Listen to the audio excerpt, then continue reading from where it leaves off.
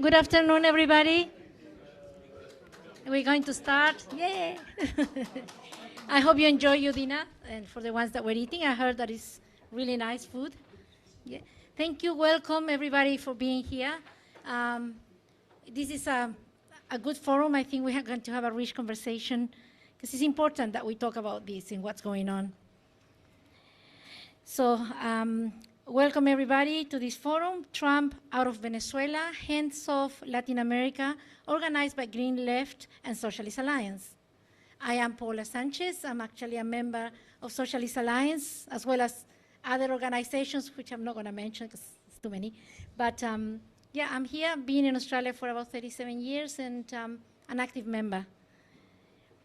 Before we begin, I would like to acknowledge that we are in Gadigal Country, Gadigal land of the Eora Nation, that always was and always will be our Aboriginal land. Land was never ceded. And as activists and as socialists and progressives, we stand with First Nations leaders and their resistance, the struggles to stop the stealing of the children and the land and deaths in custody, and fight for treaty, land, and all back in land back and justice. I would also like to remind you, everybody, to please turn off your phones or put them on silence so we don't interrupt the conversation. I mentioned that the bathrooms are around the corner. If you want to go and powder your nose early so we don't interrupt the conversation and the presentations. Thank you. Thanks everybody for being here today and everybody for this important discussion. I think we all agree that Trump's military invasion of Venezuela and kidnapping of Nicolás Maduro and Cilia Flores is a significant threat to sovereignty, peace, and justice in Venezuela, Latin America, and the global South. This latest act of war comes after illegal attacks over the past few months, including the US Navy blowing up small boats near the Venezuelan coast and the Colombian Pacific coast. More than 100 people have died, and we know many of them defending Maduro when he was being kidnapped, and many Cubans that were defending Maduro. And more than 100 have been killed that we know of. Trump has also threatened to attack Greenland, Iran, Cuba, Colombia, and Mexico. And it must be said that Australia, through its silence of these events and firm military and political ties with the US, is aiding and abating this neo-colonial assault on Venezuela's sovereignty. To start this discussion on what this all means and how to respond, we have two speakers tonight. We got Ben Radford. Ben is online and he's going to talk to us. He's a member of Green Left. He's a Green Left correspondent, recently returned from Latin America, and Socialist Alliance National Executive member. We'll also hear from Federico Fuentes, editor of Links online journal, Socialist Renewal, Socialist Alliance National Executive member, Green Left journalist and Latin America solidarity activist based in Gadigal Country in Sydney. Both will have 20 minutes each to open the meeting and the conversation and discussion. So keep your questions to the end. So at the end of both of the speakers, we're going to give the opportunity to everybody to ask questions. And that's it. So I'm gonna, without further ado, I'm going to introduce our first speaker, which is Ben Radford. So go, Ben. Thanks, Paula. And yeah, first of all, thanks for having me speaking to you from Gadigal Country on the New South Wales mid-north coast. And so yeah, as Paula outlined, what we saw on January 3, the US military attacks or military bombings of Caracas, the capital, around the presidential palace, obviously people's homes as well, the sabotage of the electricity grid, which, killed at least 100 people, even though we still don't know the actual number. But that was just one part of it. As Bowler mentioned, it was probably was the most high profile US action against Venezuela, but it's just still one part of the US's sort of escalation of imperialist aggression against Venezuela since about August, September last year. There's been a significant military buildup in the Caribbean, including the deployment of the USS Gerald R. Ford, which is the biggest warship ever constructed. And that was used as one of the sort of launching points for the military attacks. Yeah, as Paula mentioned, the bombings of boats, essentially extrajudicial killings in the Eastern Pacific and Caribbean, which yeah have murdered at least 126 people since September. We've also got the US naval blockade of Venezuela, which has included hijacking at least 7 Venezuelan oil tankers, which is actually still ongoing. The most recent hijacking was actually last week. The US has also stolen 50 million barrels of Venezuelan oil, and has already sold 500 million US dollars worth of it on the international market. And that's also on top of these crippling oil sanctions that the US has placed on Venezuela for about the last 10 years, which has been directly responsible for the deaths of tens of thousands of Venezuelans in just a few years. And yeah, I guess looking at what the January 3rd attacks were basically, you could look at them as the Trump government's sort of first public, on the ground implementation, if you like, of its new national security strategy, which was released late last year.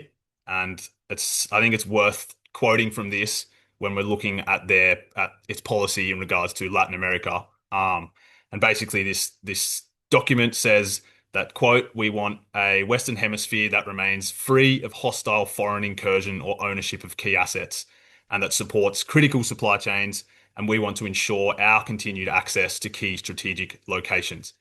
And then it goes on to say that, in other words, we will assert and enforce a Trump corollary to the Monroe Doctrine, which I'm sure many of you heard of the Monroe Doctrine, but if you haven't, it's basically, the Monroe Doctrine isn't anything new. It's actually 2 centuries old, but it's basically this sort of imperialist ideology that the US has the sole right to dominate Latin America. And it's essentially driven a lot of the US's foreign policy towards Latin America, the Western Hemisphere, since then. And the Trump corollary is basically referring to Trump sort of styling the Monroe Doctrine in his image, which in practice basically means abandoning any sort of pretense of multilateralism, which is essentially, working with other allies, which, for example, the US is part of what's called the Organization of American States, the OAS, which is this multilateral body of member states in the Americas, but it's basically controlled by the US. So a lot of US interference in recent years has actually been through the OAS, particularly around elections. It played a big role in basically fabricating fraud allegations in the Bolivian elections in 2019, which basically led to the installation of a military dictatorship, and it got rid of the current president, Evo Morales. And this has been part of, if we're looking at US intervention in Latin America over the past few decades, a lot of it was sort of framed around these references to, enhancing democracy or human rights or the so-called war on drugs, to at least sort of provide this sheen of legality as a pretext for intervention. That's not to say that the US wasn't still funding attempted coups, arming right-wing groups, but it was, I guess, a little bit less obvious. What's new now, I think, compared to the last few decades with Trump, is, he's not even bothering with these pretenses. It's just sort of openly saying that it's about controlling Venezuela, it's about controlling Latin America and its resources, and, more broadly, yeah, controlling the hemisphere. And sort of openly embracing this logic of imperial dominance, systematic use of force, obviously the complete rejection of international law, and, as I mentioned, these other multilateral institutions. even previous security strategies under Biden and Barack Obama, they at least sort of paid lip service to human rights, but this new national security strategy doesn't even, mention human rights. And, they've made it pretty clear in their public statements. For example, the State Department has openly said, "This is our hemisphere," and that's a direct quote. Um, and, with this whole rhetoric around the war on drugs, I mean, that was essentially used as a bit of a pretext in the build up to the January 3 attacks on Venezuela with the, illegal bombings in the Pacific. It was all about Maduro being the leader of a narco terrorist network, which obviously, was completely invented. But now, that's sort of been dropped a little bit from or downplayed, I guess, in the US government's rhetoric. Not to say that Maduro will probably go through some sort of sham trial in the States, but that sort of dimension of it has definitely been quietened down a bit by the US government. And I guess any sort of serious analysis of the situation would show that it was never about drugs. Um, but at the same time, it's not just about taking back the oil, as Trump has said. Um, when you look at the Venezuelan oil is actually quite difficult and expensive to process, and a lot of the existing infrastructure, like the pipelines and the storage tanks and whatnot, would require quite significant investment and time to sort of scale up oil production.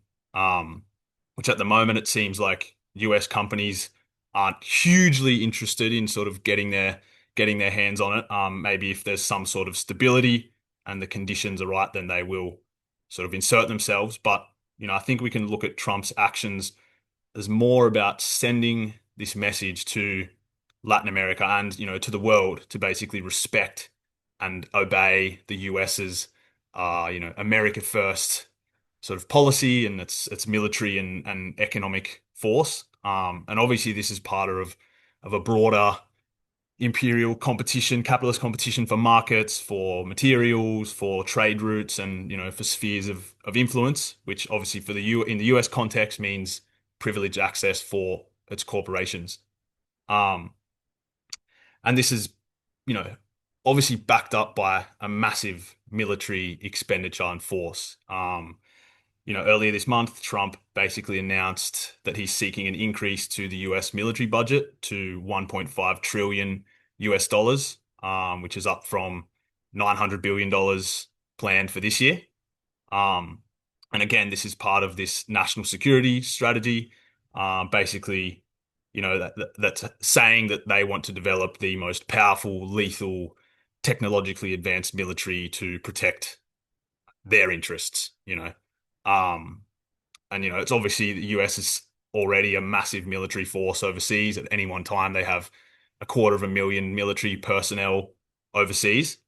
So yeah, I guess keeping that in mind, and I think I now want to look at what that means for showing solidarity in Australia. And I think, and a big part of that is very much tied up with resisting militarism. And when we look at the Australian government in particular, first off, its shameful response to the January 3 attacks. Albanese following following January 3rd, he said that the government is just monitoring the situation. It urged dialogue and diplomacy, and essentially gave sort of implicit approval by saying that it supports a peaceful democratic transition in Venezuela. And while we shouldn't be surprised that Labor's refusal to condemn US aggression in Venezuela, we shouldn't be surprised about its total commitment to this AUKUS military alliance, which basically makes it, willingly complicit in the US's imperialist foreign policy. And I think it provides such a clear argument. The actions of the US government and the Australian government provide such a clear argument for why, aside from many other reasons, for why we need to break the AUKUS military pact. And that, I think a critical component of our solidarity with the Venezuelan people should be fighting for Australia to break from this military alliance with, Britain, but most importantly the US, because yeah, just to explain, this alliance essentially deepens our military ties in various ways, including allowing for the establishment of military bases to service things like nuclear capable submarines, planes, other weapons, as well as reorientating significant parts of the economy towards weapons development and production. So the Australian government sees itself as having a role in being a weapons hub, um, for, essentially the global military industrial complex. And so this alliance also, doesn't determine, but certainly influences to a large degree Australia's foreign policy. Um, one example is it was widely seen to be that behind Labor's decision to, at the end of last year, to basically walk away from its pre-election promise to sign and ratify the United Nations Treaty on the Prohibition of Nuclear Weapons, which actually goes against motions that have been passed at previous Labor Party national conferences. It walked away from that because basically that means it would fail to meet its obligations under the AUKUS military alliance, which is to essentially host nuclear weapons, which obviously is prohibited under this treaty. And that's one aspect. Obviously, in our solidarity with the Venezuelan people, we should be unequivocally condemning the US's imperialist attacks on Venezuela. Along with calling for the release of Maduro and Flores. And that doesn't mean that we're overlooking some of the issues with the Maduro government, rollback of democratic rights and so forth. But, whatever I guess our position or appraisal of the Maduro government, only the Venezuelan people should decide, who their leaders are, not the US. And, so I think that means more broadly also advocating for or calling for an end to the siege, as Fred has previously referred to it, of Venezuela. As I mentioned, the sanctions and naval blockade, which the effects are to really hurt, ordinary working class Venezuelans are hurt the most by this. And, these demands I just mentioned are basically being made across Latin America and internationally by several left groups, human rights groups, etc. Recognizing that the US is a direct threat to the working class in Venezuela, in Latin America, around the world. As we've seen just recently, it's already killed at least 100 people in Venezuela. It's completely violated Venezuela's sovereignty, as Paula mentioned, which the US is continuing to do through this sort of looming threat of further military intervention.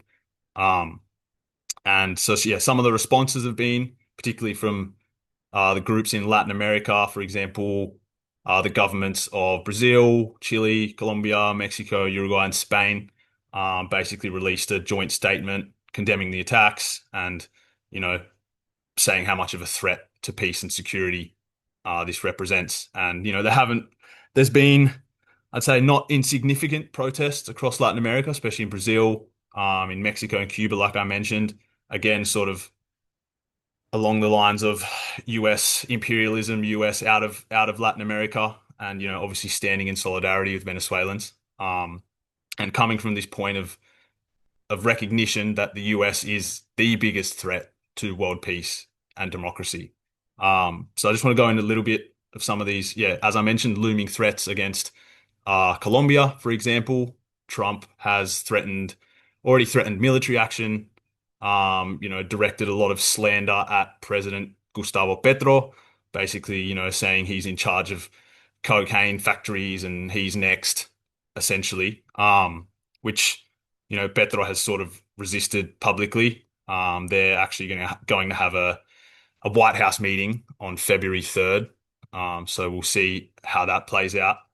But I think more importantly, when we look at Cuba, Cuba does really seem to be next in line for US imperialist aggression. Basically, the US has currently blocked all oil shipments from Venezuela to Cuba since January 3rd, and is reportedly considering a total blockade of oil imports, which a large majority actually come from Mexico. So as a result of this, Cuba's already experiencing sort of drastic power outages, power blackouts.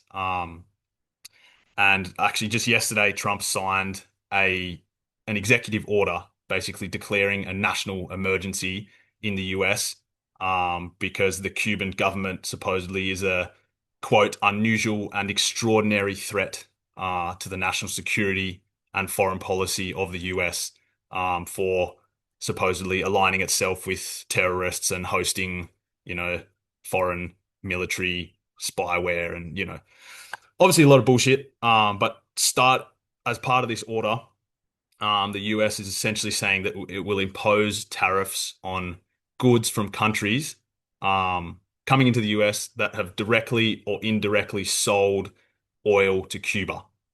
Um, which, for Cuba, which is already facing huge shortages of oil and blackouts, just as I mentioned, this would serve to essentially tighten even further and deepen the sort of crisis that is obviously on top of this more than 60-year blockade that the US has already imposed on Cuba. Um, so, again, huge violations of sovereignty and human rights, and will come at the cost of lives. Um, yeah, lastly, just onto Mexico. The US has also been pressuring the Mexican government to allow the US military into its territory, supposedly to dismantle drug labs. It's already threatened ground attacks against Mexico, has been flying drones, military operations over the Gulf of Mexico since the end of last year. Um, and this, has had an effect. We've seen this, the state-run oil company in Mexico, Pemex, has already cancelled a planned oil shipment to Cuba, that was planned for this month. And, you know, the I guess when you look at what the Mexican people have already lived through in terms of this US-led war on drugs, which in Mexico was sort of between the 2000s up until a few years ago, which basically poured millions of dollars into weapons and militarization, but massively increased organized crime, homicides, and drug-related deaths.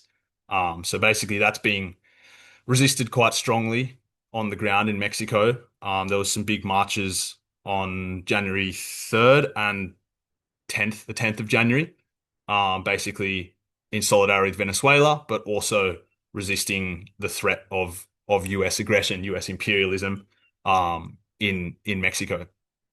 And yeah, I guess I'll finish up. I guess thinking a little bit about, what that means for Australia and what we can do here when we think about our solidarity work. I mentioned resisting AUKUS and pushing for, a reorientation of Australia's foreign policy that's, away from this militarization and ties in with imperialist aggression.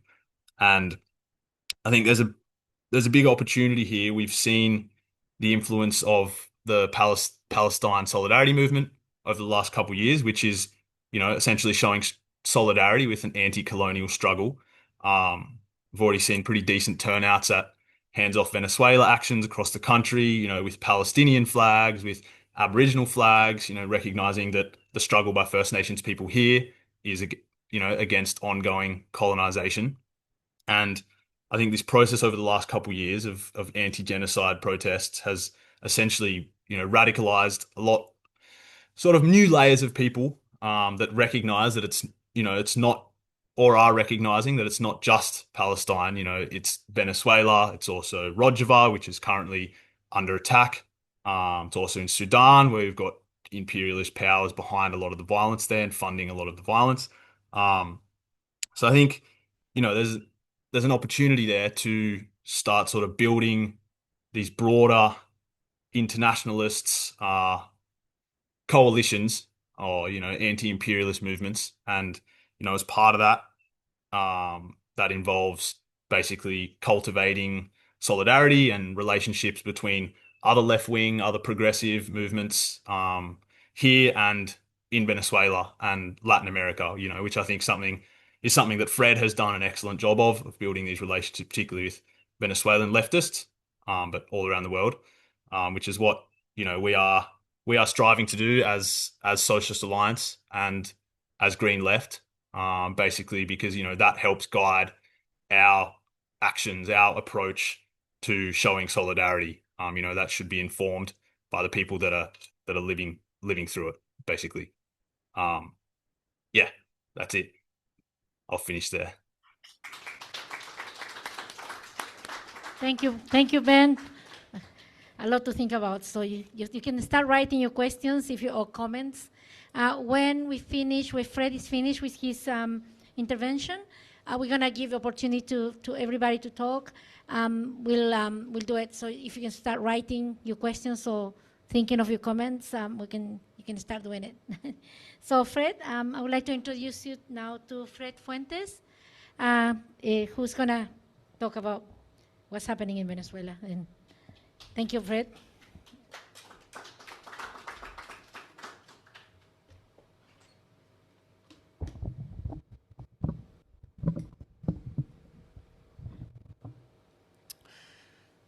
Firstly, thank you to Green Left and Socialist Alliance for the opportunity to speak at this very important forum on a discussion that I think is of great significance.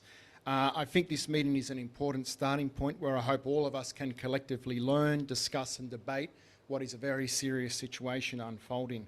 I also want to thank Ben, who's helped me out because he's covered some of the stuff that I was going to say. Having said that, I will repeat some of the stuff that he says because I think it is important to re-emphasise some of the very important points that Ben made in his contribution. With my 20 minutes, what I hope to do is look at three main things or answer three main questions that certainly made me think what was going on after January 3, and are the questions that I've been dealing with and discussing collectively with Venezuelans in Venezuela, outside of Venezuela, to try to figure out what it all means. So the first question is why? What was Trump's motivation behind this? The second is why now? What are the factors that help us to explain why all of this is happening right now? And the last is what next? I think best understanding why this is all occurring allows us to comprehend what is such a dramatic and confusing situation. A situation when we've gone from a hugely aggressive military build-up across the Caribbean to a constant announcements of peaceful and cordial relationships and a meeting with the CIA director and the new Venezuelan president, only just weeks after a military assault on the capital and the kidnapping of the president of the time, Nicolás Maduro. It also allows us to best work out what our response should be to such a dangerous attack, not just on Venezuela, but on Latin America, and not just on sovereignty, but on human rights, peace and democracy everywhere. So why the massive military deployment, bombing of boats, naval blockade of Venezuela, and ultimately the events of January 3? In trying to address these questions that I've raised at the start, I also at the same time want to address two common arguments that are put forward to try to explain this situation and why I think they're inadequate. So the first, of course, is the one that Ben himself mentioned, the question of oil, that this is all about Venezuelan oil. Well, of course, it's impossible to talk about Venezuela without talking about oil. Venezuela sits on the largest proven reserves of oil in the world today, and it sits so close to the United States. So oil is clearly part of it. But if Venezuela before January 3 was more than happy to sell oil and negotiate the terms of its handover with the United States, as Nicolás Maduro expressed publicly several times, why go to the problems of kidnapping him? Why even blockade those sales through the applications of sanctions on Venezuela? I think we start to see the problems or the inadequacy of an argument that simply explains what has occurred with oil. Oil is, of course, a key lubricant for keeping fossil capitalism moving, but not everything can just be explained by oil or economics alone. So we need to situate January 3 in the increasingly dangerous world we live in, one of rising tensions between great powers who seek to reshape political boundaries, as we've seen with Russia's actions and attack on Ukraine, through to Israel actions, of course backed completely by Western imperialism in Gaza and the Middle East. This is the context that helps us to explain Trump's visions and actions in Venezuela and more broadly in the Western Hemisphere. As we see, this extends in the last few days through to Greenland and now most importantly through the attacks on Cuba that must be denounced and opposed. The explanation, or Trump's vision, is clearly articulated in the White House's national security strategy, which sets out what's referred to as the Trump corollary to the Monroe Doctrine. If the Monroe Doctrine was framed as the Americas for the Americans, then what Trump is now seeking to do with his new strategy is add to that the question of restoring American preeminence in the Western Hemisphere. That's a direct quote from the statement. It's this understanding that allows us to explain why the huge military deployment as an aggressive assertion of this vision in the region, why the bombings have been carried out as setting the example that no longer will the US government be restrained by legal pretext, and is now more than happy to go as far as to carry out extrajudicial killings that not just violate international laws but even US protocols in the name of its America First policy. It also allows us to understand why the US is happy to act alone. It's not interested in multilateral institutions, rather it seeks to do away with them. Instead, what it seeks is full spectrum dominance over the Western Hemisphere via a variety of means. Political intervention to back up its allies in the region in elections, as we've seen recently in Honduras and in Argentina.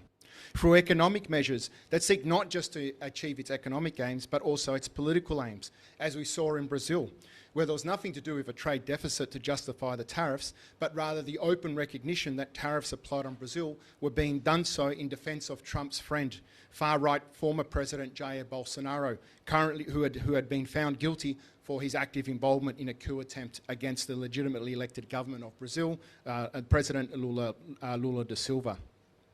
And we've also seen, as we saw with January 3, where necessary that the military force will also be used. As the Trump administration describes it, peace through strength. So January 3 was very much the public launch of this national security strategy. In this sense, we can better understand the role that oil plays.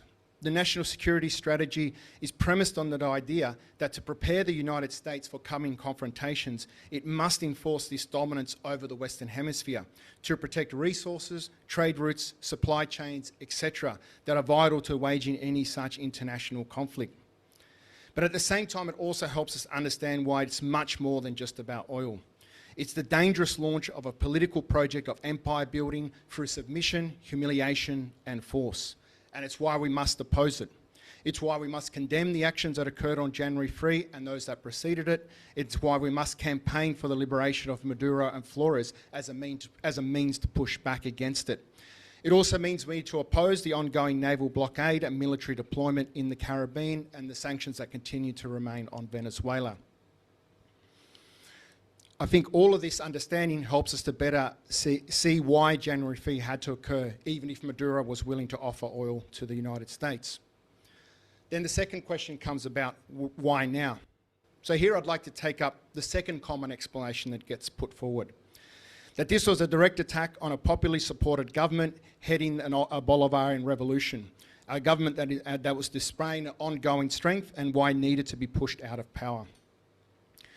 Now, the Bolivarian Revolution was a radical process of change associated firstly with the election of Hugo Chavez in 1998, although as many have pointed out, we can argue that it preceded that with the important social mobilisations and explosions of protest that began in the late 80s and went throughout the 90s, preceding his election. It was a radical process that raised the banner of 21st century socialism and implemented a range of progressive and radical reforms, from expansion of free healthcare and education to the promotion of communal councils and communes as bodies of self-government at the local level. At the same time, it's also true to say that since Chavez's election in 1998, the US has waged a permanent campaign seeking to overthrow first Chavez and then Maduro. This campaign has involved attempted military coups, bosses' shutdowns of the oil industry, assassination attempts, the use of private mercenaries, and of course the sanctions which Ben already spoke about. Throughout this time, it has been aided all throughout by the right-wing opposition that has waged a constant campaign of subversion and violation of the Constitution in order to overthrow a government it could rarely defeat at the ballot box. And it's an opposition that, it must be pointed out, celebrated the actions of January 3, actions that should be condemned. But again, alone, this explanation doesn't really help us explain why this action occurs now. It also doesn't help us explain some other issues. Why the lack of mass popular response?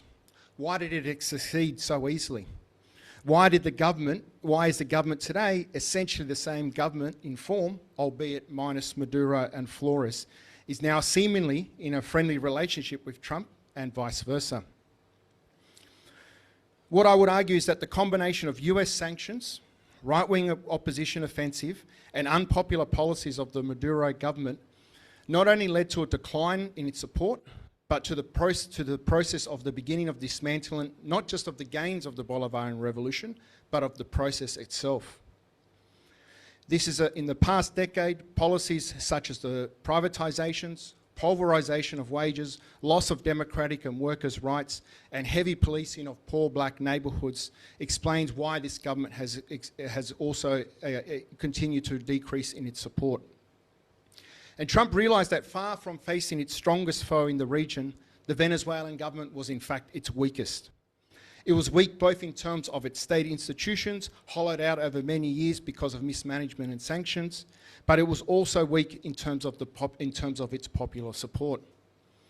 This is not to deny the fact that there have been protests in Venezuela, though if we're going to be honest, we have to say that most of these took days to be organised and were organised by the state rather than spontaneous or autonomous rallies.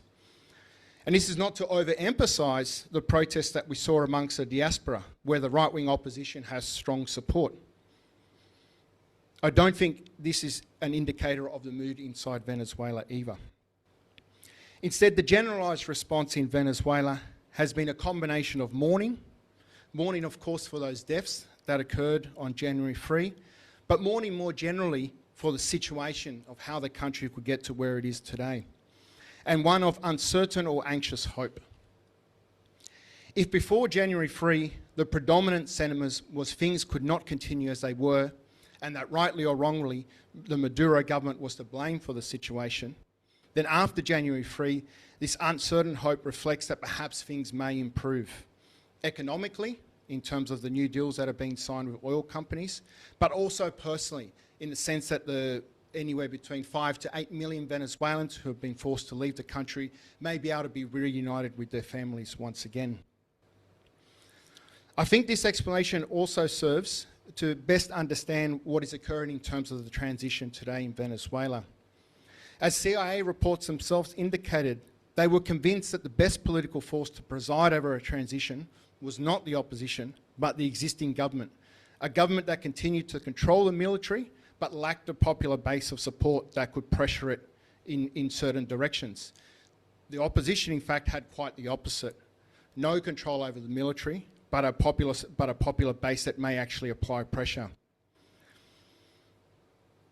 It was understood in this regard. If we understand this, then we can understand how now in the post-January 3 Venezuela, we're not dealing with a situation of negotiations between a strong government of the United States, but a government that is completely dependent on the US to remain in power.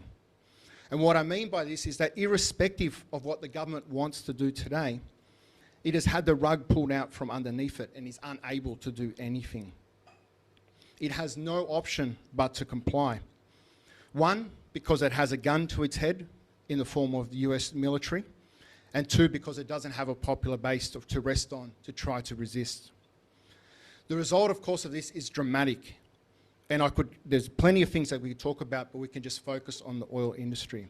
What we've seen in the past few weeks is the US openly steal 30 to 50 million barrels of oil from Venezuela, sell it itself on the international market for $500 million and deposit that money in Qatari accounts. Of that, so far, only 300 million have been given to Venezuela, but the Venezuelan government has been strictly told how it's able to use that, in this case, specifically as foreign currency for private banks to sell. Marco Rubio, recently speaking at the US Senate Foreign Relations Committee, explained that this situation is going to continue at least in the short term. And this is what he said, how he explained it will proceed. The oil proceeds are being deposited into an account that ultimately will become a US Treasury blocked account here in the United States. We will say, this is what this money can be spent on. And they will have to submit to us budget requests. This is how they expect Venezuela to be run in the short term. On top of that, we've seen the reform of Chavez's oil law, reform being a mild word, when in fact what we've seen is a complete overturning of that law. And this has been largely the main response of the government, to rush through this reform in record time that essentially legalises these neo-colonial conditions, under which corporations have been handed over complete control of the oil industry where they function in the kind of deals that were already being signed previously by the government in order to bypass sanctions. They've effectively handed over control of operations and sales and lower taxes, to the point today where anti-imperialist Venezuela has better conditions in terms of oil, in terms of taxes and royalties, than imperialist Canada or Mexico. So what we see is a complete loss, or as Venezuelan comrade who I spoke with on a panel in Melbourne on Thursday explained it, a suspension of Venezuela's sovereignty. US is clearly attempting to convert Venezuela into a protectorate in the region. This is again something that also must be condemned and opposed. So what now? Well, again, I don't need to re-emphasise all the dangers that this represents, that Ben's spoken about and that I've also mentioned briefly. Not just to Venezuela, not just to Cuba, not just to Latin America, but to the world in terms of questions of sovereignty, democracy and human rights. And I've already raised some specific issues and focuses. Freeing Maduro and Flores is an important one, as I've said. But we also have to be honest that solely focusing on such a demand is unlikely to draw the broad movement we need to push back against Trump. Not many are going to view a simple return to the status quo as some great positive step forward. We also need to continue to oppose the military deployment and naval blockade and link this to the campaign against AUKUS, something that Ben's already mentioned, so I will leave that out of my talk to allow more time for discussion and questions and debate. We also need to recognise and accept that the movement needs to separate the defence of Venezuelan sovereignty from political support for the government. We can't be neutral or ignore what has been happening and what is occurring in Venezuela in terms of issues of democratic rights. This in fact makes it harder to build anti-imperialist solidarity, as it makes it harder for us to talk to workers who might support and defend, who rightly support and defend such rights here and internationally. It's also important because, as I said at the start, the loss of those rights in Venezuela are in large part can explain the loss or the lack of anti-imperialist response to the actions on January 3. So by campaigning for these rights, we're actually part of building anti-imperialism here and helping in Venezuela. So that means building links with the left and working class forces in Venezuela to help coordinate those struggles. The Machado-Rodriguez dichotomy benefits both of them while squeezing out these voices. Helping them to be heard by we need to help them to be heard by workers here so that we can also show that there are alternatives in Venezuela. And the choice is not simply imperialist-aligned right-wing government or supposedly left-wing authoritarianism. Ultimately, if we truly believe only Venezuelans can decide their fate, which we should, then that must mean including supporting Venezuelans in their struggles for the rights that they require to make that a reality. Defence of national sovereignty can and must be accompanied by defence and support for popular sovereignty of the Venezuelans over their government and state. And these rights must include the right to choose their government. My last point. Today, Venezuela is living a dark and dangerous situation. It's one that the people feared may have come and has now come to fruition, and where the Venezuelan people are discussing and debating, well, how do we move forward from this scenario? But it's one that I think we must be certain that despite this suspended sovereignty, the Venezuelan people will have their say. This is a Venezuelan people who, as I mentioned before, were behind popular uprisings in the late 80s, well before many of the other countries in Latin America started to experience similar protests. It was the same people who were able to defeat, probably in record time, a military coup in 2002. It's the same people who spearheaded the Bolivarian revolution for so long. And I'm sure it's the same people who will ultimately be able to decide their fate in Venezuela. Thank you.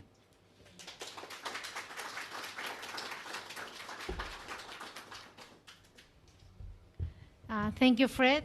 So we're going to now open the room, the table, the place for comments. and questions. What we're going to do is everybody will have 2 minutes. I'm going to be looking at that, so everybody will have the opportunity to speak. And of course, if we run out of people, then we can go back to other people can repeat if they want to. We're going to ask Ben. Ben is online, and Fred. We're going to take 3 people at a time, answer those questions, and then another 3 people. So everybody agree with that? Anybody against it? Okay, so we have one person, and your name. And can you please introduce yourselves? Come to the front, because so the people online can hear you. That's one. Other 2 people already? Okay, sorry, I don't know your names. And yeah, and then you can come at the front when he's finished. Yeah, and introduce yourselves before, so I don't know all your names. Thank you. Thanks very much. My name is Marcus Pabian, and I was a Venezuela solidarity activist in the noughties, and I worked with Fred and Roberto Jorquera to organise the first Australia-Venezuela Solidarity Brigade in August 2005. It was an excellent brigade. It was fantastic. We saw a lot of missions from around Venezuela, the social missions, the misiones. The brigade was so successful. We originally thought 1 brigade. We'll just get a group of people, we'll tour around Venezuela. Great idea. So many people signed up that we couldn't fit everyone in the group. So we had to split the group into 2 groups. We thought, great, we'll go 2 groups, we'll go 1 up, 1 down, and it'll all be good. Then more people joined, and we thought, oh God, can't fit everyone in. Have to split it into 3 groups. And in the end, we ended up with 4 groups. My group that I was leading went down to the south. We went to Ciudad Bolivar, to an industrial heartland, Ciudad Guayana, and we were taken into the aluminium factory that was run by the workers. And we actually met the leaders of the Workers' Council that was running the factory. We went in, we did a tour of the aluminium plant. Venezuela is very hot. I can tell you that inside an aluminium plant, it's even hotter. And there was a hydroelectric plant that fed electricity. The enormous energy needs of the plant were fed in by a hydroelectric plant which we visited nearby. And we even saw the mission that they were organising with Cuba, where we went on to a military base in Venezuela, and we met people in the military who were ushering and helping to organise grandparents and one of their kids to go to Cuba to get their eyes fixed. And the Venezuelan military would fly them over to Cuba. They'd have a couple of days with a support person. They'd have the operation, then they'd come back on a plane. It was incredible to see all this happening. And it was really the heyday of the Venezuelan Revolution, because you've got to remember back then, the mid-noughties, that was... Sorry, 30 seconds. Yeah, it was easy because there was a lot of money. Okay, when they put the sanctions on, the government didn't have as much money. Things became a lot harder. Maduro got the economy through a really difficult period. And he needs to get credit for that. Maduro should get credit for that. He's done a lot of hard work. He took Venezuela through the hardest period in the arc of breaking away from the US economy. And it's only going to get better from here, I believe. I have a lot of hope in my heart for Maduro's government and the Delcy Rodriguez government. I don't think you can have democratic rights in Venezuela. I think that's a myth, because you can't have democratic rights in a country that's under a blockade. You just cannot. And my question to Ben, thank you for your presentation, Ben. My question for Ben is, if people in the opposition in Venezuela are receiving money from a hostile foreign government, should they have the right, the democratic right, to receive money from a hostile government or not? Should they not have that democratic right, or should they have that democratic right? I don't think they should, but I'd like to hear your opinion. Thank you. Thank you. Sorry I went on. No, it's okay. Thank you. G'day everyone, my name's Paddy. I'm a member of Red Spark based in Sydney, and I was actually in Venezuela earlier or late last year, from August to a bit of September, and while I was there I got to visit some of the communes that were there. I got to visit some of the communes in the major city, I got to visit some of the communes in the barrios, and I got to talk to quite a lot of Venezuelans. And one thing that they told me is that with this government, they are able to practice a different form of democracy than what we expect. They are able to drive up to their local member's house and knock on his door and say, where the hell are effing trucks to build our effing apartments? Word for word. And they were proud of the government that allowed them to do that. And through this government, they were able to build apartments to house, I think it was 80 families. And I got to sit in on a meeting of that commune, surrounded by representatives from each family, that discussed how we're going to organise our work for this apartment complex, who was going to look after the children, who was going to be security guards around the holes that we are digging to fill with concrete and rebar to build another apartment complex. And I got to see a different form of democracy while I was there. And it was quite exciting and quite inspiring. I'm just curious about the idea that, sorry, I need to find my question here. That the things will improve because of the removal of the sanctions. The removal of the sanctions will allow Venezuela to sell its oil to the US, as it's done since Chavez's time. I think he sold 1.4 million barrels in 1 year to the US. And that obviously moved up and down as the production of oil changed.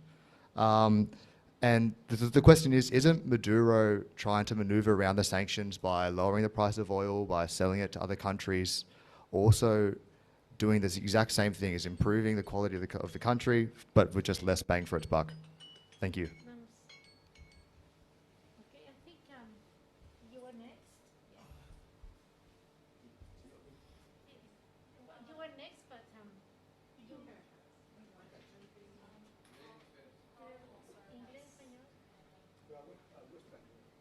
He speaks Spanish, so I can translate. Yeah, you okay to do it? No, because I might need to. Venga a hablar acá. ¿A quién? No. Tiene el micrófono. Oh, hey, Paul, Voy a comenzar a gritar, pero bueno. I can translate here, sorry. Buenas tardes para todos. Good afternoon, everybody. Tengo un pequeño comentario y dos preguntas. I have a small comment and two questions.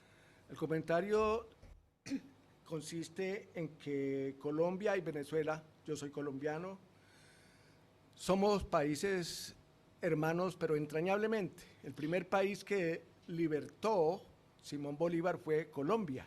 My comment is that Colombia and Venezuela, and I am a Colombian. So Colombia was the first country that freed, they started with the revolution, the Bolivarian Revolution in Colombia. Yeah. Yeah. La otra cosa es que en Venezuela viven alrededor de 4 millones de colombianos y hay una descendencia de esos 4 millones que son pues los hijos de esos 4 millones que emigraron a Venezuela. So the other thing is that in Venezuela there's 4 million Colombians and the descendants of those Colombians that migrated to Venezuela. Por lo tanto, el sentir como colombiano, pienso que es el mismo sentir de los venezolanos por los problemas que también nosotros tenemos en Colombia. So therefore the feelings we have in Colombia are the feelings that we have also for Venezuela because we are very close. Yeah. Entonces que vaya el saludo fraternal para todo Venezuela y para la gente que lucha en Venezuela por la defensa de la soberanía y de la integridad y el sentido de patria. So he wants to send a salute of solidarity to Venezuelans and for those who are struggling for the sovereignty and freedom of the country. Las preguntas. The questions. La primera es, ¿qué tanta injerencia práctica tiene hoy el gobierno gringo, porque eso no es solamente de Trump, el gobierno gringo con el gobierno o para el gobierno, qué tanto influye, qué tanto determina mejor el gobierno gringo en el actual gobierno de Delcy Rodríguez? So the first question is about the ingerence or the influence of the U.S. government with the government of the actual president of Venezuela. Y la otra pregunta es, And the next question is, de pronto es un poco imprecisa, pero ¿en qué grado podemos se encuentra hoy el Partido Socialista Unificado de Venezuela? So the question may not be that clear, but at what level it is now the party of Venezuela, the Socialist Party of Venezuela right now? Thank you. So let's answer those three interventions first. The questions, yeah. Hey Ben, given you went first, do you want me to go first, and then you go second, and then the next round you can go first and I go second, and we'll just rotate it like that? Yep, sounds good. Start with the first two contributions. As I said, the situation in Venezuela today is very complex, a very dangerous situation. And so what it requires us is to try to get as deep as possible understanding of the reality of what's going on in Venezuela. But we're unable to do that if we just focus on slogans and anecdotal evidence, particularly when they contradict themselves. So on the one hand, the first question, or the first speaker, tells us there can be no democratic rights in Venezuela, while the second one tells me that in fact Venezuela is a very different democracy and a better democracy than what we have.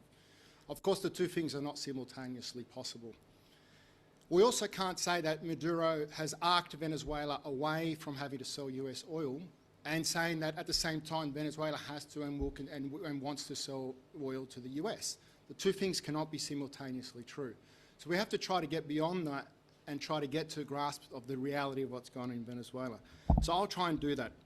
And of course, I'll limit my responses. I don't want to abuse of people's time, but I want to just introduce at least a few facts in each of these questions that were raised, so that at least people can think about it, and I'm happy to hear alternatives or other evidence, and not just anecdotal stories that tell us a different vision of Venezuela.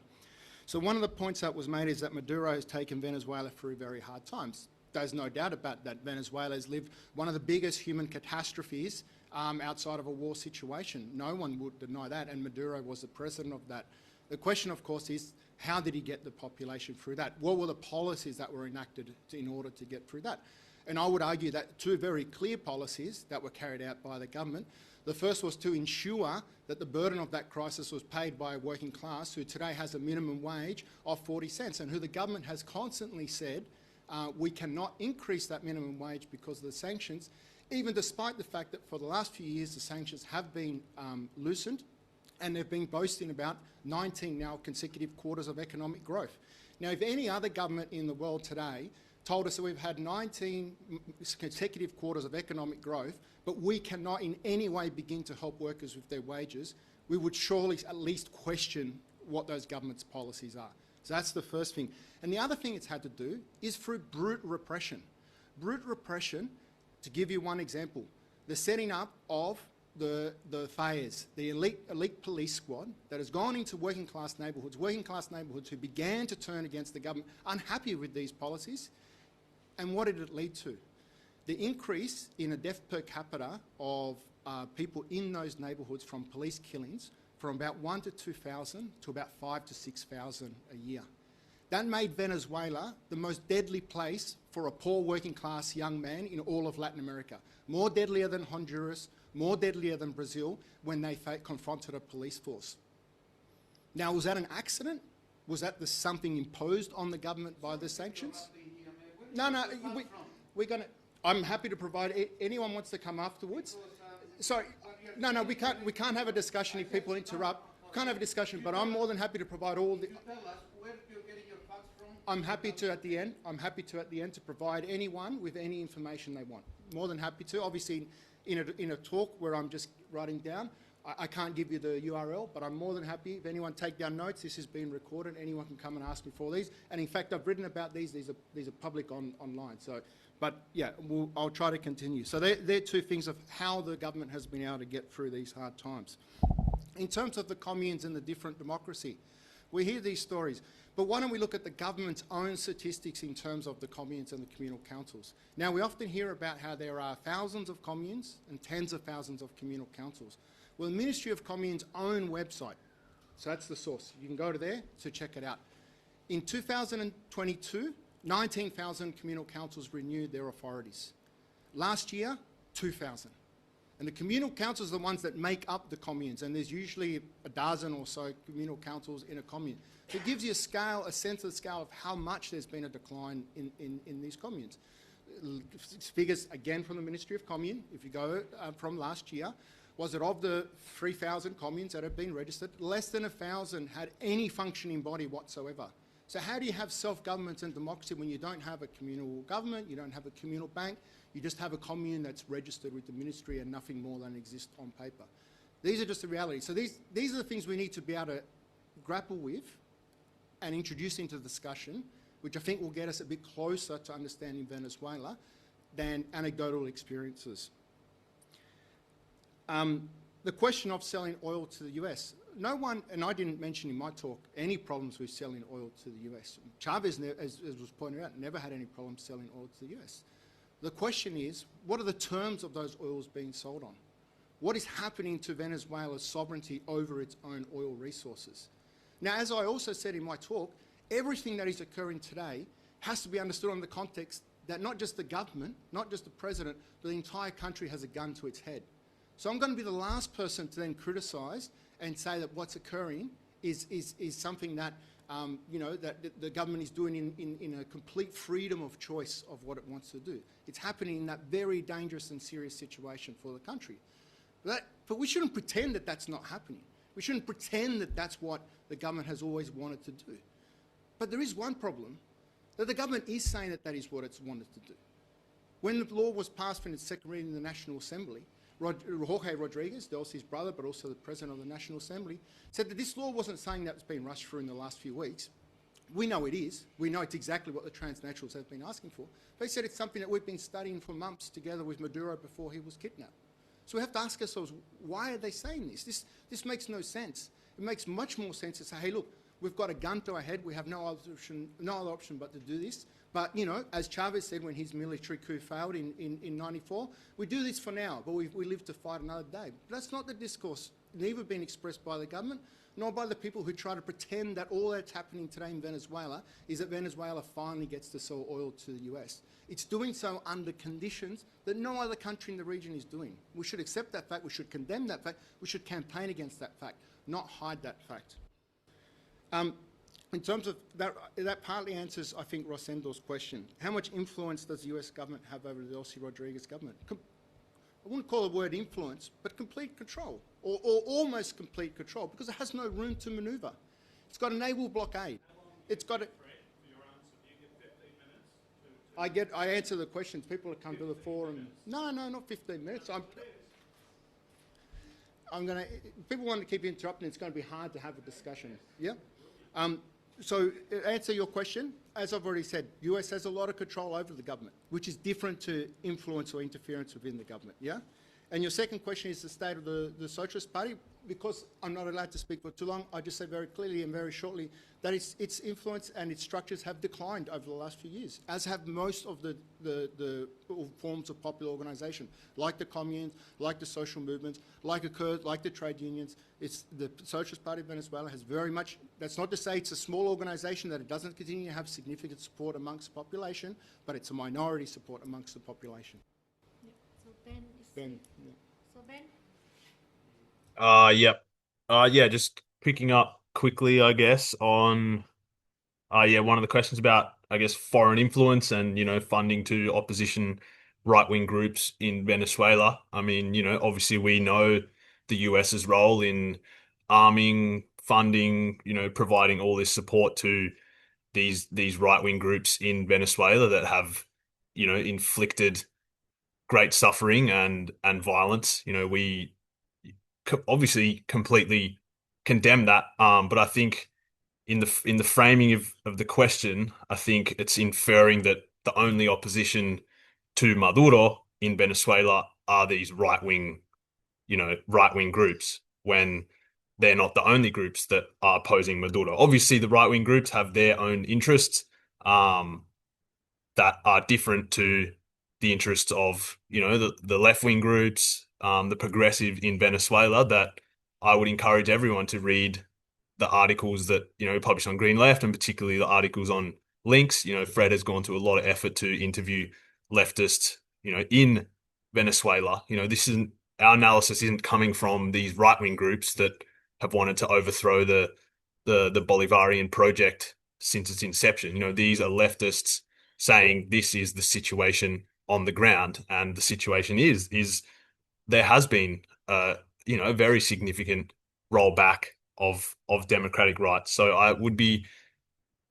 I would caution very heavily in the argument of saying that just because a country is under sanctions that then we should overlook any sort of impingement or rolling back of democratic rights. Obviously we know that the government has been operating within the confines, as Fred said, of this, massive economic crisis and blockades and external pressure. But how does that justify direct attacks on people's democratic and human rights? I think it does a huge disservice to the comrades in Venezuela that are resisting this, resisting arbitrary imprisonment, and so forth. And so, I guess just finally, I think we should also be careful of, just because government leaders are saying something and, for example, taking an anti-imperialist stance,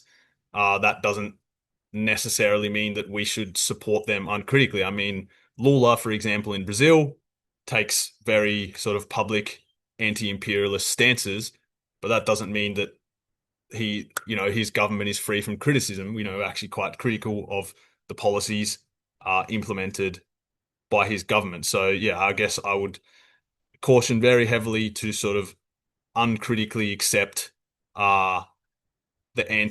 have to look at the situation on the ground, essentially. That was it.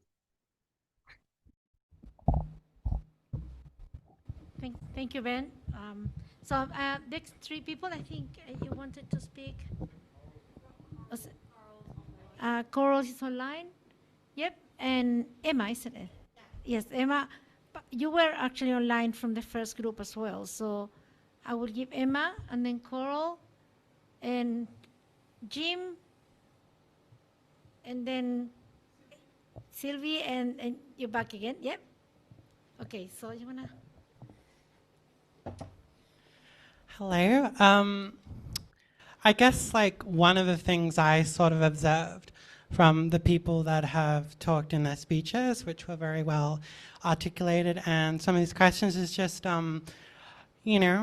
what exactly is the plan with the Trump administration's sort of Venezuelan action? Because I've only really seen incompetency from this administration, and I have to wonder if they even thought this through, because if they get asked on anything about it, they kind of have these really vague notions that they'll just keep power over Venezuela for a long time and that's it, and they'll have a treasury and stuff. And it doesn't seem like something that has been really calculated. And I have a feeling that it is more of a desire of Trump and Stephen Miller and Marco Rubio to kind of play if you will, Vladimir Putin fan fiction.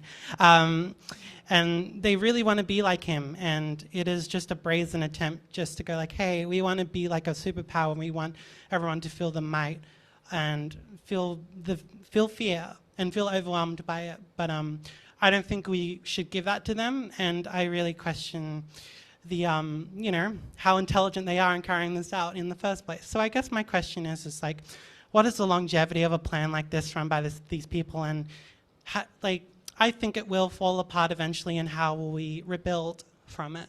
So yeah, that's all I wanted to say. Yeah. Thank you. Coral, online?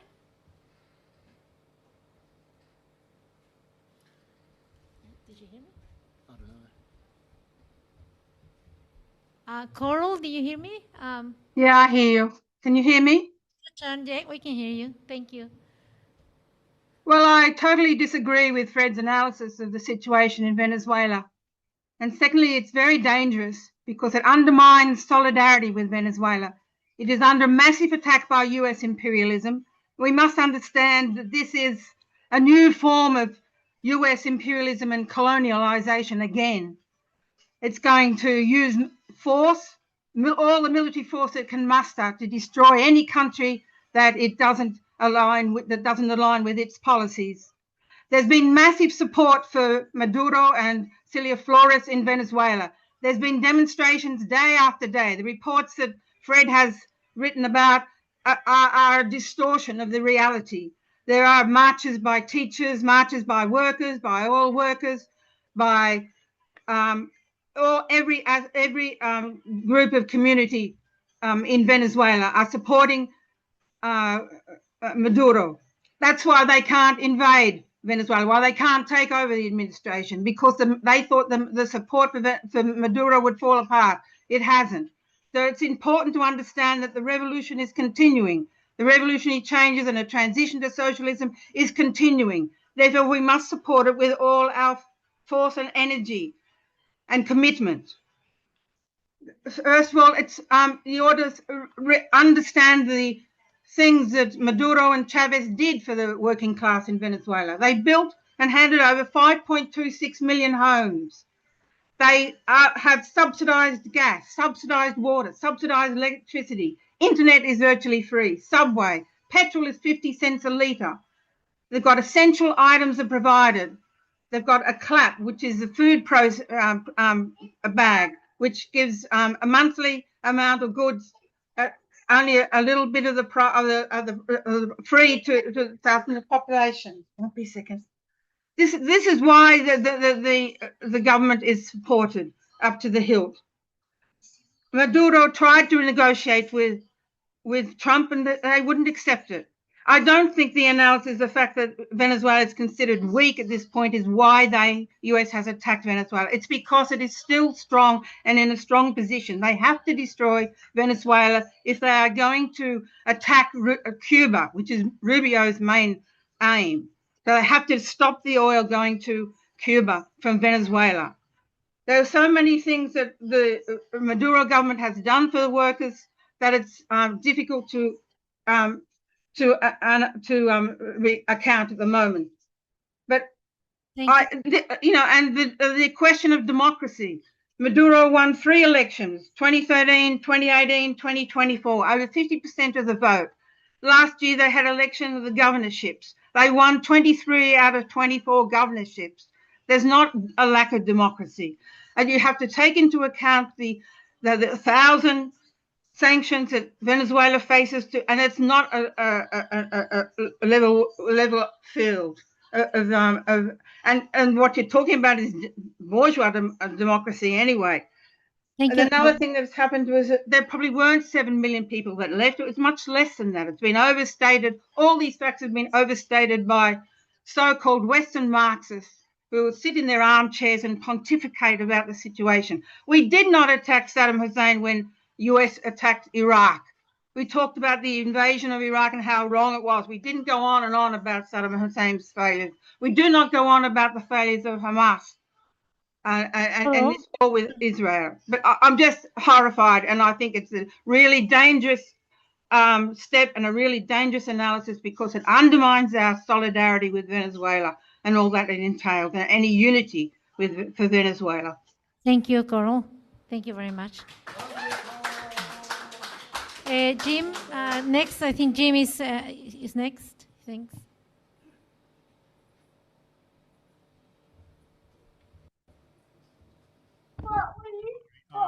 Jim McElroy.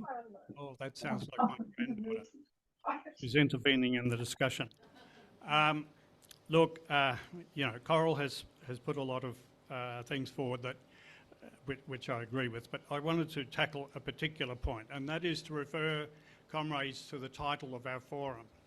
The title of our forum is Trump Out of Venezuela, Hands Off Latin America. Now, that's what we should be talking about. And I'll take up the point that Coral made right at the end there. And I'm old enough to remember the anti-Vietnam War, when we fought against the Vietnam War and the threat of imperialism against Vietnam and the mass destruction of Vietnam, we didn't spend all our time talking about the failure of the Vietnamese Communist Party, of which there were many, including a lack of democracy and so on.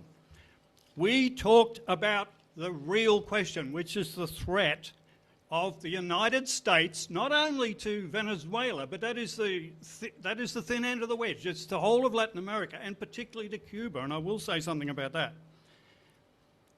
So we should be downplaying now our discussion here in Australia. We're a long way away from Venezuela. We should not be spending all our time talking about the supposing failings of the Venezuelan government. We should be talking about our failings, the failings of the Australian government, and I would even put it, the international solidarity movement. What has the international solidarity movement done for Venezuela over the last 10 years, and including in Australia? I think we have failed there, and we will continue to do so if we do not take this issue seriously. The threat of Trump and the United States is amazing. He's threatening to invade everybody. We've got to really make that number one and talk about that as the real question. So, look, there's a whole lot of issues. You know, is the Bolivarian Revolution dead? No, I do not believe that at all. There have been mass rallies, a number of mass rallies in Venezuela. Almost there's total unity within Venezuela against the Trump regime and the attacks, even sections of the so-called moderate opposition. When the vote was taken recently, it was almost unanimous in the National Assembly. So, yeah, I think we have got to really, and even when we look at the question of how the Rodriguez government has dealt with the negotiation with Trump, well, Vladimir Lenin was forced in the early 1920s to introduce a new economic policy. He also signed the Brest-Litovsk Treaty with Germany, a revolutionary government, and I'm not saying that the current government in Venezuela is necessarily a revolutionary government. I still think they are a progressive government, and we need to take that into account. So the main task we face is to build the solidarity movement. One specific thing I would like to suggest, which we should take up out of this meeting, is that we should talk to people like the Australia-Cuba Friendship Society about uniting the Venezuela solidarity movement with the Cuba solidarity movement, because Cuba is the next in line. They are specifically using the Venezuelan example to attack Cuba. Thank you. Thank you. Thank you, Jim.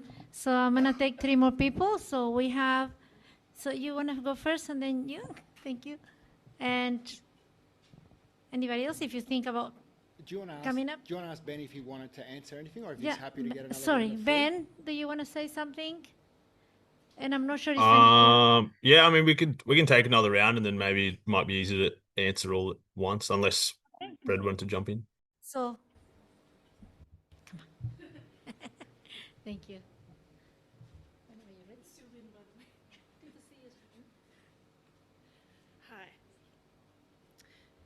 Yeah, I think we can be critical for the sake of understanding, but we must be clear. But we can still be clear what we're campaigning for, and that's to end sanctions and to stop meddling. In the West, our sphere of influence is on the imperial core, in the imperial core of the Western Empire. We only have leverage over the actions of our own government and influence over our global political allies. It's not my business as an Australian how Venezuelans choose to act in their own sovereign nation or to criticise the failings of their government, especially looking at our own government.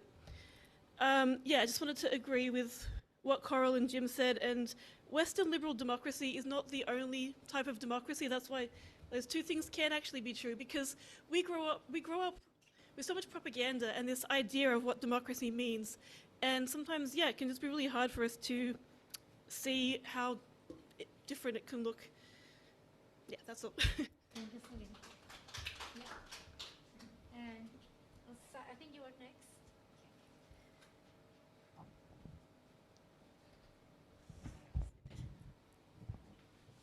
Thanks very much.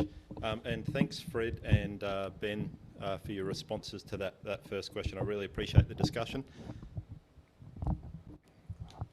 That's very kind of you. Thank you very much. Yeah, it's a good discussion, and it's a discussion that we do need to have. And I do think the government in Venezuela does have popular support. I've been blown away by the size of those protests pouring into the streets on almost a daily basis, as Coral said, with different sectors coming in and everything. I do think it's really interesting, this question of why the US would spend so much political capital to invade a country, kidnap their president and imprison them back in the United States. You've got to remember that doesn't just offend left-wing people. That offends right-wing people as well. It's a serious thing to do. For the US to do that, it's spending enormous political capital. And that's a question we should think about. You know, why would they do that? Maduro, just like Chavez, wanted to have US investment in Venezuela, partly because, you know, they needed the parts to repair the existing, infrastructure. You know, there was a sunk cost.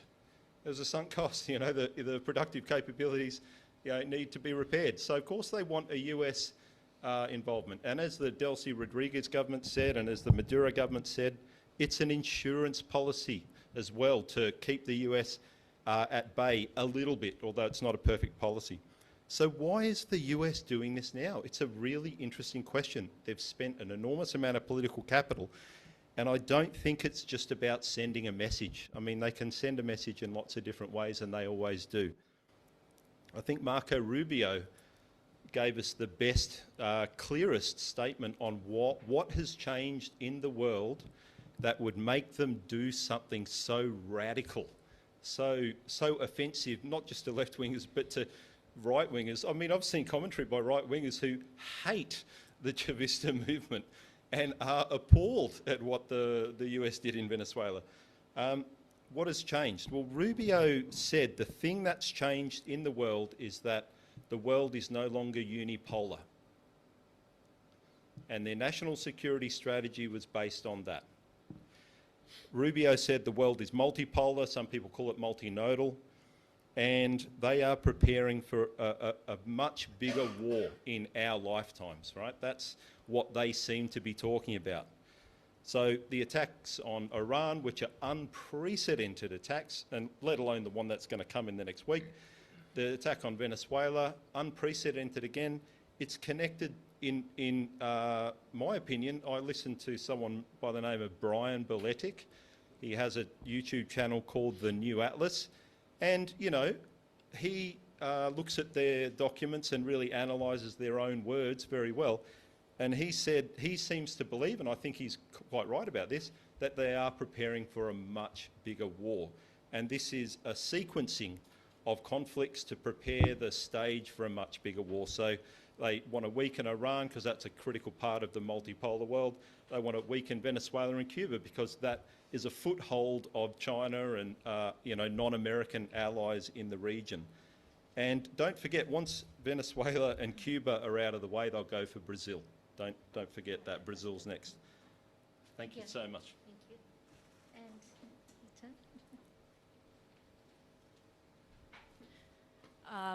Oh, hang on. One sec. Yeah. Just need to bring it up a little bit, up and out. My thoughts are a little bit disorganized. Apologies. But let me unlock my notes. I think that one thing that I would like an answer from Ben or Fred, just your opinions, basically. There's been mention of the quote-unquote Donroe Doctrine, and I think that there is a lot more in that than many people are paying attention to, but I'm not an expert. Similarly to the killings that have happened from ICE in the US, Americans paid attention when it was Renee Good, but they did not pay attention when it was Keith Porter, a black man.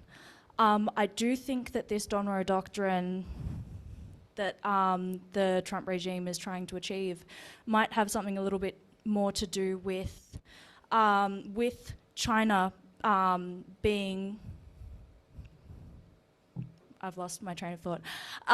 With China being the only competitor, really, seeing South America, seeing Latin America as a landmass which they can move more horrors to keep them away from their US population, to stop the actual proper imperial core from feeling too uncomfortable as to do something about it, in the way of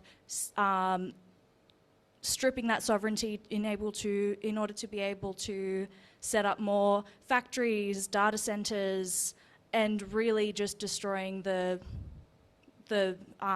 livelihoods of the working class, which I think is the most important part of all of this, in order to try and sort of just kick the can down the road and sort of stave off what will inevitably be their demise. Thank you. Thank you. Okay, so Ben, so you can. All right. We just had the last three, so yeah, we have another person for after. Two more, and Isaac in the next group. But we get the answers first for this lot. Yeah. Okay, so I'll try and respond to a few things. Maybe I'll go back to the sort of first one around longevity of Trump's, I guess, approach. And maybe that obviously ties in a little bit with the Donroe doctrine or the Trump corollary. But yeah, I think we have there's this sort of narrative with Trump of that he's this sort of rogue operator, sort of unhinged madman type thing. Which I would caution sort of falling too much into that, because when we look at US foreign policy, especially over, the last century towards Latin America, sure, in the last few decades, what we're seeing now compared to before is definitely a shift in approach to interfering and trying to dominate the Latin American continent. But if we go a bit further back and look over the last century, essentially looking at all of the US actions in Latin America have been, full-scale armed invasions, military coups, funding of death squads and paramilitary groups to oppose regimes. Essentially what Trump's putting forward with this national security strategy is actually, you could say, a continuation in some ways of what the US has pretty much always done in Latin America. And, I guess to the longevity of it, I mean, it really depends on many things, like, I guess the resistance to it and how successfully, the peoples of Latin America, and with our solidarity, how much resistance can put up to Trump's sort of likely ever expanding imperialist attacks. There's many cases throughout the last century where people have successfully pushed back to overthrow the military dictatorships that the US installed, and so forth. I guess in terms of reducing China's influence, I mean, in the case of Venezuela, sort of Venezuela-China trade, isn't a hugely significant part. It wasn't a hugely significant part of their sort of economy and trade. But for sure, China does have quite a lot of investments and influence in Latin America, in countries like Peru.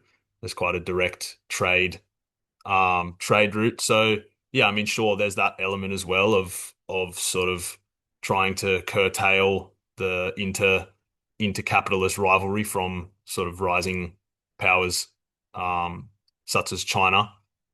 But yeah, I think in this particular case, wasn't necessarily the driving, motivating factor of reducing Chinese influence. So quickly moving on to I think, yes, sort of what Jim and Coral raised. Obviously, there's some differences there. I just think that there doesn't need to be this dichotomy or binary that if you're opposing US imperialism, then you cannot criticize Maduro.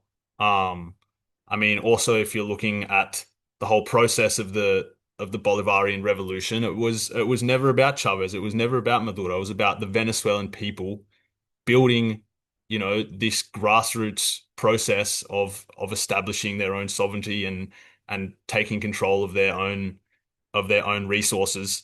And you know, I would say it's unfair to say that in our analyses that we're somehow not supporting that. I mean, I feel like in our talks we've emphasized first and foremost that the US is, you know, the greatest threat to democracy, and in Venice, not just in Venezuela, but in the entire continent, in the entire world. And, you know, we are continuing to support the Venezuelan people in their struggle for sovereignty. And, you know, very much emphasizing the role of US imperialism and how that's shaping the actions that can be taken within Venezuela. And, you know, this isn't just our personal opinions that we're putting forward. I mean, this comes from long periods of analyses from people leftists in Venezuela. Obviously, there's differences within Venezuela, but I think, you know, in our efforts to try and get the clearest picture of what's going on, that's what we're working towards. So I'll wrap up. Going back to the first question of the first round, the US plans for Venezuela. Well, they've spoken about that there is really like a three-phase plan, yeah? So the first phase is to stabilise the country. That's what they're seeking to do, having got rid of Maduro, bring some sort of stability to the country. So that's, for instance, why they're saying that they have to basically control Venezuela's oil. They're the ones that sell on the international market. They're the ones that decide where the money goes. That's the reality of what is occurring today, and that's what they're attempting to do. In this process, and then in the lead up to the second one, is basically the overturning of the existing legal structures, so that then they can move to the second phase, where in particular oil companies start to move into the country, and we basically entrench the model that the US wants for Venezuela. And then the third one, which they've said is the long distant one at some point in the future, is democratic transition, i.e. elections. So clearly what their plan is, ensure that what Venezuela does, the situation there internally doesn't escape out of their control. Make sure that the rules and regulations that they want in Venezuela become the rules and regulations of Venezuela. And then only after that can you somehow have elections where, of course, by then everything is decided. What's the longevity of that, or how likelihood? I don't think we can say at this point in time. I think it's way too early to know exactly what will happen in Venezuela. I think there's a lot of different factors at play, including, as I said at the end of mine, how long or how willing will the Venezuelan people be to accept this situation? So I think, you know, I can't answer your question, but I would caution against sort of suggesting that just because the idea that because they're incompetent it won't work. If you want, you can ask another question afterwards, or is it a very direct one? Okay, all right. It's just for there was another. Okay, I think all the other specific questions, like Ben already addressed. I apologise if I've missed any specific questions, but I think there's just two general points that I think are worth making in terms of the comments that have been made. Does raising criticisms undermine solidarity? I think if anyone honestly listened to Ben and mine's talk, they would accept that the overwhelming bulk of both of our talks were talking about Trump intellect. Okay, well, overwhelmingly speaking about Trump's actions and what they mean for Latin America and Venezuela. The talks are recorded, people can go back and listen. I think any idea that me and Ben spent all of our time just criticising the Maduro government is completely, you know, indicates to me that perhaps people weren't trying to pay as much attention as what I said is, I think, is an important discussion. And I said at the start, debate. I didn't say that here we come to bring all the answers, because it is a complex and confusing situation. But we certainly won't get anywhere closer to understanding it by not listening or by trying to shut down discussion. So I think that's one point that I think needs to be made. I think in that context, I don't think that actually having a serious discussion about the situation in Venezuela undermines our ability to operate and enact solidarity. And I would push back, I don't recall who said it, but someone who said that, you know, we shouldn't really be talking about the failings of other governments or what happens in other countries, that we should just only focus what's happened here. Last week, I attended 2 rallies. One organised by the Iranian community, one organised by the Kurdish community. Both of whom were, of course, extremely critical of what the Syrian government and the Iranian government are doing, in a context where there is also imperialist pressure, particularly on the question of Iran. Syria, there is imperialist intervention there, but it's not quite as sort of a simple question as what it is in Iran. I think there's no way that we can just ignore, for example, the situation in Iran or pretend to the Iranian people that we have nothing to say or have no concern about what happens in their country. I think doing that is the opposite of what left internationalism and solidarity with the people are. Does that mean tomorrow we should be campaigning for imperialist intervention? Absolutely not, and we made that clear in our talks. Does that mean we don't need to continue to explain what imperialism is doing in those countries? Absolutely not, and again, that's what most of our talks were doing. But I don't think that absolves us in a forum like this from attempting to have a serious discussion and debate about what's happening. I think if we try to turn a blind eye or just simply focus on slogans or simply focus on anecdotal evidence, it gets us nowhere closer to understanding the situation. And so that leads me to my last point. And it's a point that I think like partly Jim raised and partly Marcus raised, and I apologise if it wasn't you two who raised it. One of you made the point about Lenin making compromises with guns to their head. Marcus also made the comment about why would Trump do this given there's so much popular support and expend so much political capital. But again, if we start to try to understand what's occurring in Venezuela, we start to see how these factors don't really correlate with the reality of what's going on. The reality is that Trump carried out such an ambitious and bold action, and it actually hasn't cost him that much political capital. And there's a reason for that. Because even within the left in Latin America, there is a lot of controversy and discussion about Venezuela. Of course, people are going to come out and defend international law. Of course, people are going to reject what's happened. But that's very different from sustained organised mobilisations, which are not occurring. Not occurring here in Australia, not occurring in Latin America. And I disagree with Coral.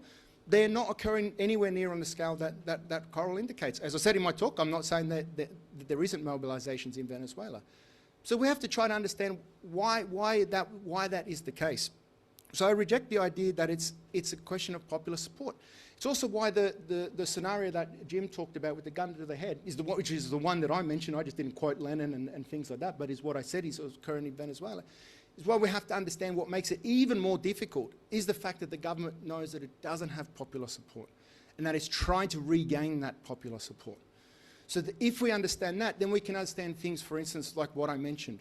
Why is it that the government wants to own for itself an oil law that we all know is not an oil law that in normal circumstances the government would have passed? We all know it's a law that's been imposed by it. I think if anyone doesn't think that, like if anyone thinks this is a progressive law reform in what's happening with the oil industry, I suggest they take the time to read it and just see exactly what's occurring in the Venezuelan oil industry. And I would say that they're the ones actually that are undermining solidarity with Venezuela, who are currently losing their sovereignty of the oil. But why is the government doing this? As I said, on the one hand, because it has no other option. But on the other hand, because it realises that trying to appropriate for itself this law is a way of trying to rebuild its popular solidarity, popular support. Popular support in the context where most of the people have turned against the government, which, to clarify, does not mean they've turned to the opposition, because one is not the same as the other. And again, that's why I reject the dichotomy that the only things that exist are the government and the opposition. In fact, the vast majority of Venezuelan people support neither and see both as responsible for the situation that Venezuela's got to. So what is the government attempting to do? To present what will likely come now, which is economic improvements in the country. There's no, I think it's very difficult in the context of what's occurring. No. I'm answering 6 questions. it's impossible for me to answer 6 questions in 3 minutes. Look, I'll stop there. I'm happy to for people. I'm happy for people, and at the end I'll get to speak. Okay. Well, normally in forums, the people that present have longer time because they're answering the questions, the presenters. That's what it is. Yeah. Okay. Yeah. So you. Yeah. It's repetitious, and I lost track of what he's trying to get. Oh. Okay. That dichotomy of power. government and people. I'm not learning anything new. Yeah. Nothing. You're welcome to come up and ask Yeah, a no, question. it's your question now, so it's your time. Yeah. Okay, sorry. Sorry, I don't have any questions for Fred or Ben. I agree with Marcus. I agree with Coral. I agree with Jim.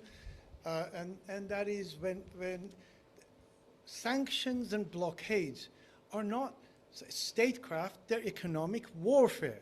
And these countries are subjected to war. And in war conditions, sometimes governments act differently than they would under peace conditions when there is no.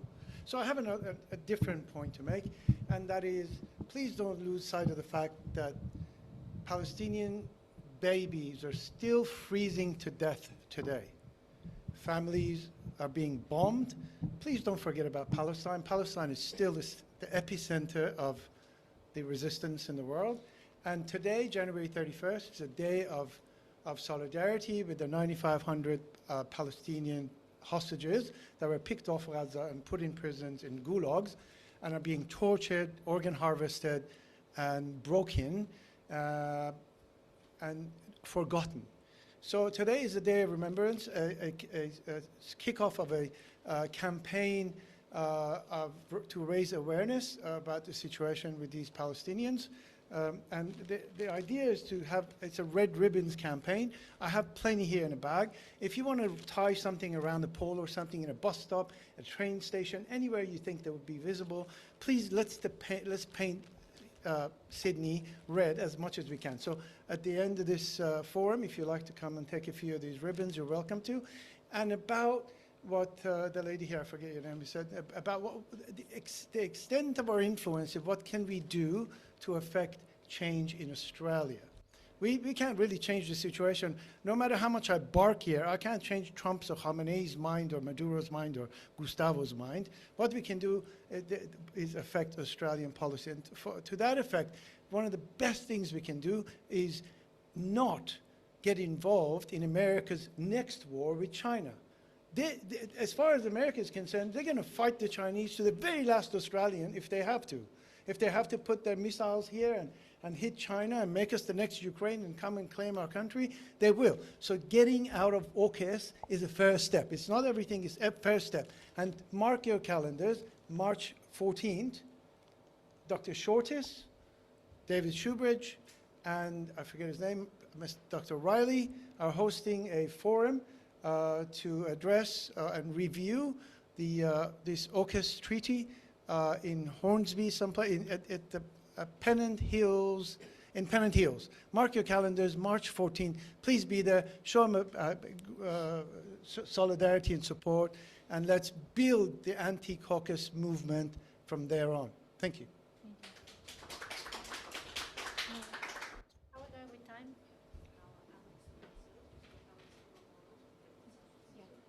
Okay, so next we have Alex, that's online, and then Rachel. Alex?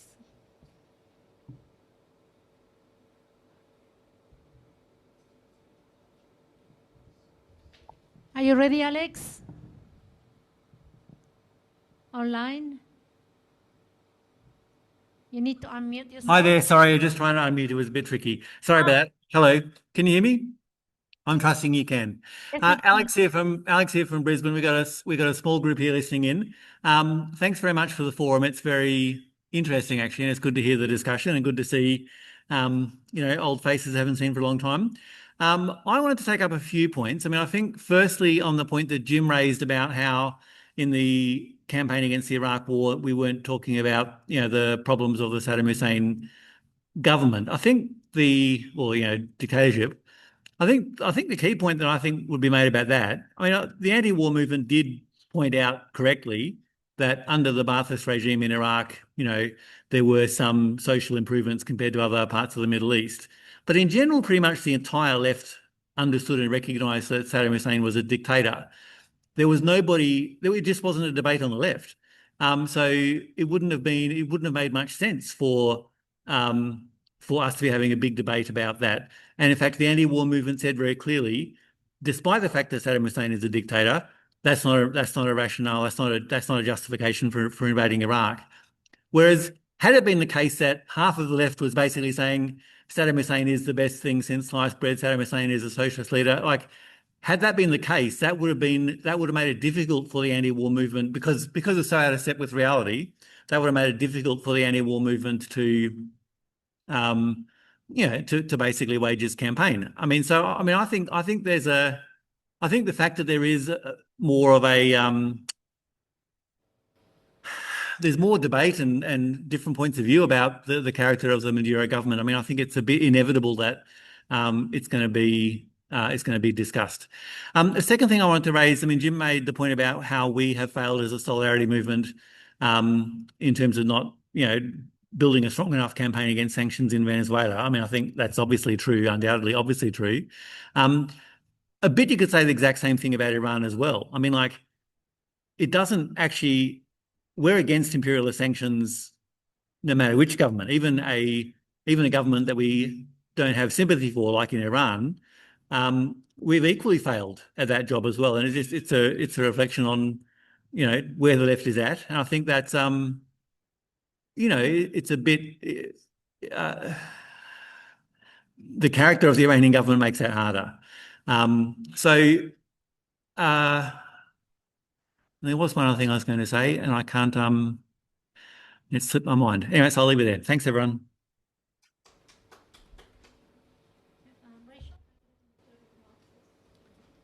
Thanks, comrades. I want to thank both Fred and Ben for what I think are very considered talks and well-researched talks.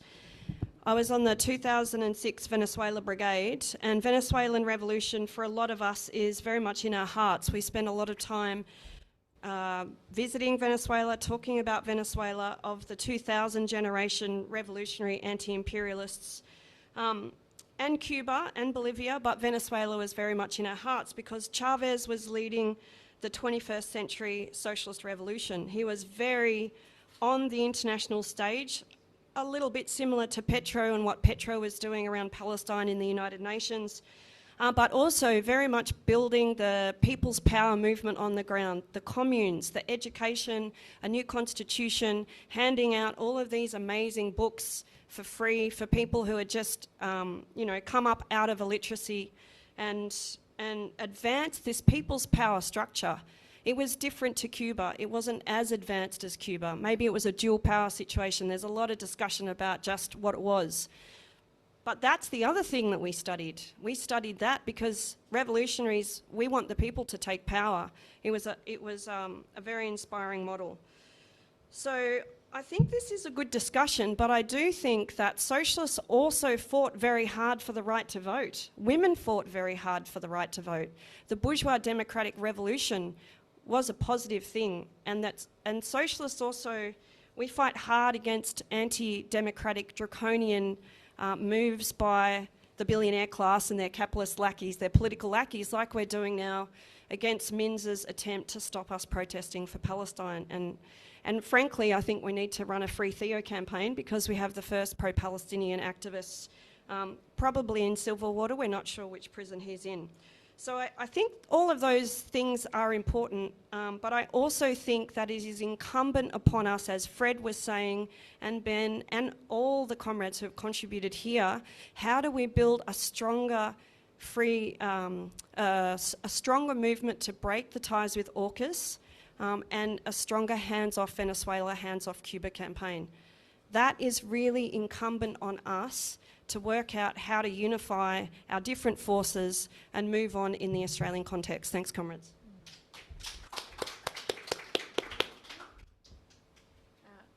We have three. I think I'll give you the opportunity to talk, and then, because I think there were comments before more than questions. Yeah, I reckon you can take another three. I can continue with three more. Yeah, thank you. Thanks, comrades. My name's Nick. I'm a... you're going to put this on up?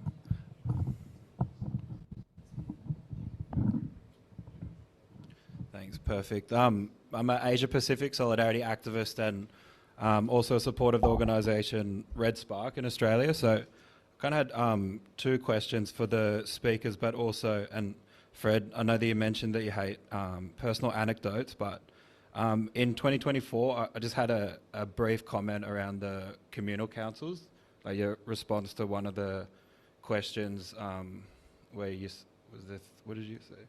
Like slogans and anecdotal evidence around the communal councils and that kind of thing. When I was an international observer for the National Popular Consultation in 2024 in Venezuela, and the people that I most heard criticising the decline of communal councils in Venezuela was the government, and particularly the ministry.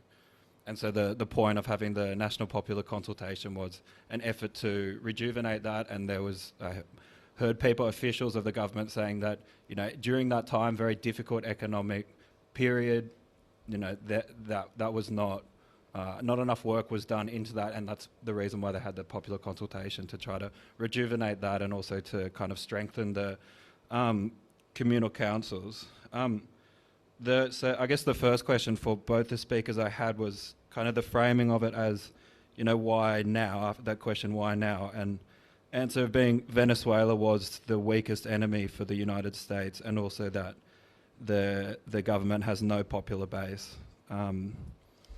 I guess I had a specific question. So I've read some interviews and heard from comrades in Venezuela about the establishment of the militias in the country. So I was just wondering what your explanation of that would be. I mean, if there's no popular base, why would the government then begin to arm the population? And the other question I had for both speakers was, I think you both spoke about, that there is this kind of alternative, right? It's not one or the other. I wonder if you could just speak a bit more about that alternative, and also, I guess because I'm meeting in socialist alliances, Marxist kind of stuff everywhere, the idea that people make history but they don't do it in a context of their choosing. So, what would be the alternative in the current context, in the reality that something actually possible? What would be that alternative?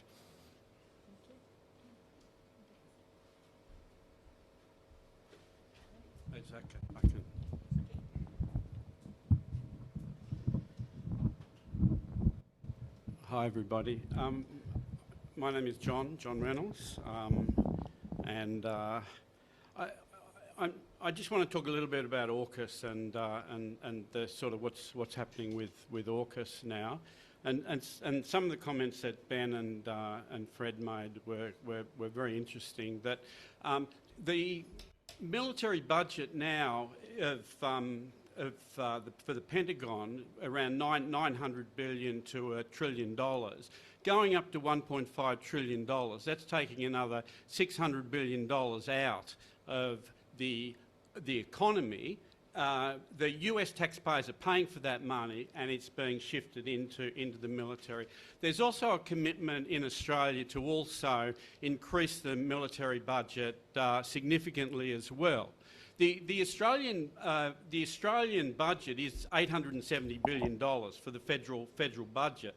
So $1.5 trillion, which is just going purely to a military, is almost twice the amount of money that's being spent on a military, as opposed to everything that gets spent in Australia on the $870 billion.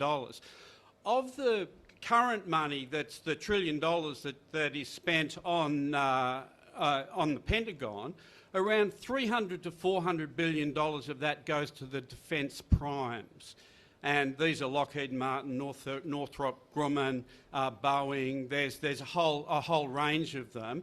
The defence primes are now expanding, and so Silicon Valley is now starting to look at getting on the action there. And they've been working very closely, particularly in Israel, Palantir and Anduril and all these companies, to develop another way of prosecuting war. And Palantir is now moving into the Australian defence as well. We've just, the federal government has just put $100 million into bringing Palantir in. With $1.5 trillion, the defence primes are going to probably get around $600 to $700 billion, $500 to $700 billion. That's the money that Australia and Pentagon is using to develop the supply chain into Australia, South Korea and a lot of other countries. But Australia is now benefiting seriously from Pentagon money being moved into engineering and high-tech firms right throughout Australia. We can see now, Pat Conroy said we're putting $500 million into a bunker to protect our missiles. And this is where Australia is really now moving. That in 2017, Malcolm Turnbull said, we want to be one of the top 10 arms exporters in the world. And that's what Morrison moved us into, and now Albanese and Miles and Pat Conroy have grabbed the baton, and we're now developing explosive ordnance in Benalla. Astro Aerolab in Newcastle is going to be making guided missiles along with Victoria, South Australia and that. It's a massive development. What is happening in Australia, and is being pushed through AUKUS, is the further militarisation of Australia. The defence primes are in our primary schools. They're in our secondary schools. They run these fun science projects. Lockheed Martin has a project called STEM Punks. Sorry, I'll really wrap up. Yeah, and so in terms of the AUKUS, we're looking at the nuclear subs, but there are two tranches to AUKUS. The other thing is the whole development of the technology that is going into artificial intelligence and high tech, and that's what's happening. Our universities are now cultivating our scientists, the science students, so that they will shift into the defence industries, into those engineering firms in Australia to do it. It is a serious and significant thing that needs a big social movement to mobilise against it, and it's all over the place. There are so many campaigns that could be run. Thank you. And there's not many questions at the moment, but does Ben or Fred want to say something? So far, is there anything new that we haven't discussed yet? There were certainly some questions, so but I don't know. Ask Ben if he wants to go. I don't remember who went first or. Yeah, Ben. I think it's your turn, Fred. Okay, no worries. Yeah. I'll try to answer the questions. I think they're very good questions, and I'll make a clarification as well that I didn't say I hate anecdotal evidence. I just think we can't base our understanding purely on that. But I think actually that anecdotal evidence that you provided is an interesting one, because actually sometimes we find that some of the supporters of the government are actually more acritical than the government itself has been.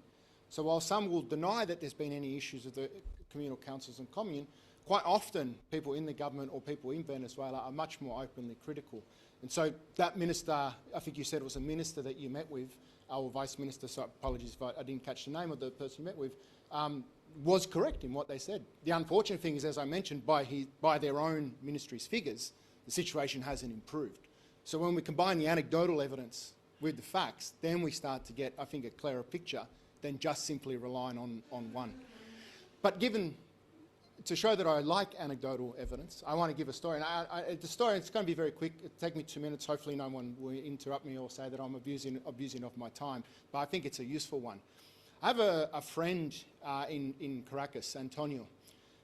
His wife, Cilia, last year, she's been campaigning with the mothers of those who were arrested, whose kids were arrested after the last elections in 2024. For those who don't know, and despite the fact that, as some have said, that supposedly those elections proved great popular support for the Maduro government, the results of those elections have still not been published, and more than 2,000 people were arrested in the 2 days after those elections for protesting to ask where are the results for these elections. So Cilia has been working with the mothers of some of those who have set up a committee, simply calling for their kids to be released.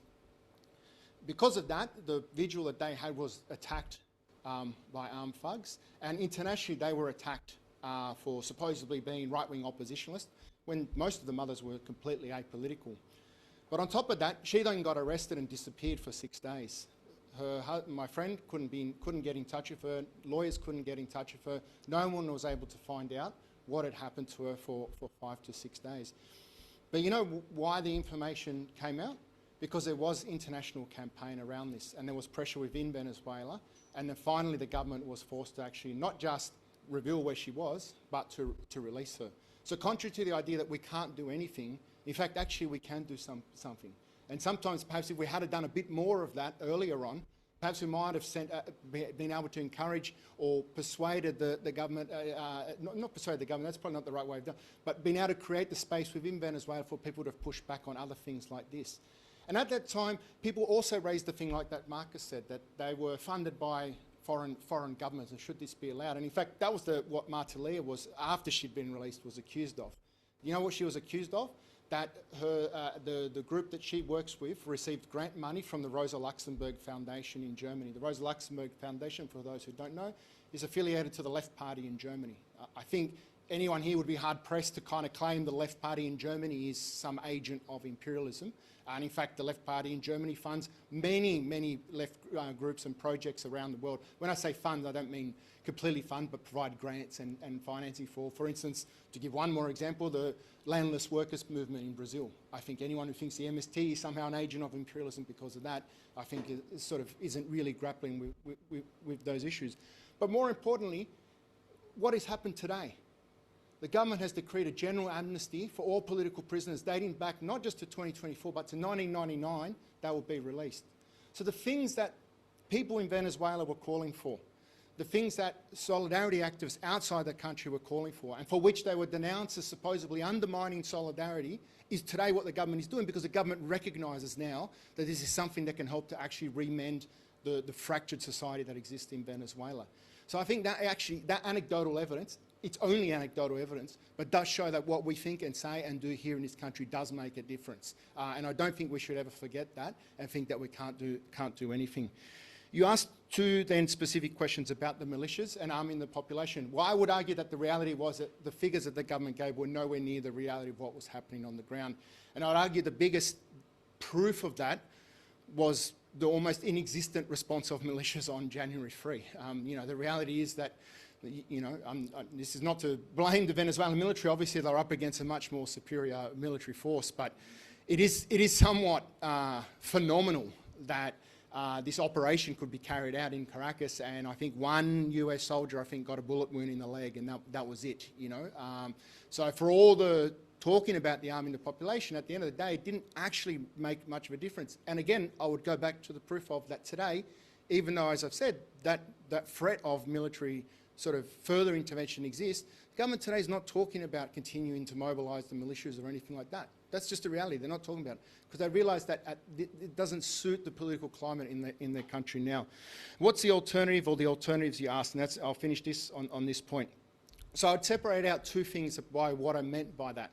Yeah, so on the one hand, when I was specifically talking about the Rodriguez government and the Machado opposition, what I was trying to say on the one hand is that you have a vast bulk of society, majority of society, who reject both. So that doesn't necessarily mean they represent a political alternative.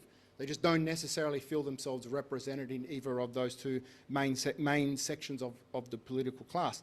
And the reality is that the left opposition is very small in Venezuela. It's fragmented, it's disorientated, it has a lot of discussions and debate trying to figure out what's going on, and some of these discussions finally can be a bit more public because the sort of the political mood in the country has changed, but they're not as yet some viable alternatives for power in Venezuela. And then I think you asked then, and then what is our alternative? Well, again, I mean, it's kind of, I feel like on the one hand, I'm not allowed to talk about what's happening in Venezuela, and then on the other hand, I'm meant to give all the answers to Venezuela. I would just say that there are alternatives that have been proposed for the last 10 years, but I would say the most important thing the government could be doing today, and I think is what we should be doing today, is just being honest about the situation.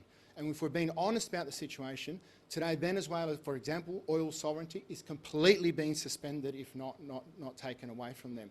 That is a reality. We can explain the reality of why that's happening because of the naval blockade, because of the military actions on January 3, because of the ongoing naval blockade. All of that has to be and must be part of explanation because, as I said, the US continues to have a gun on the head of the government, of the president and of the people.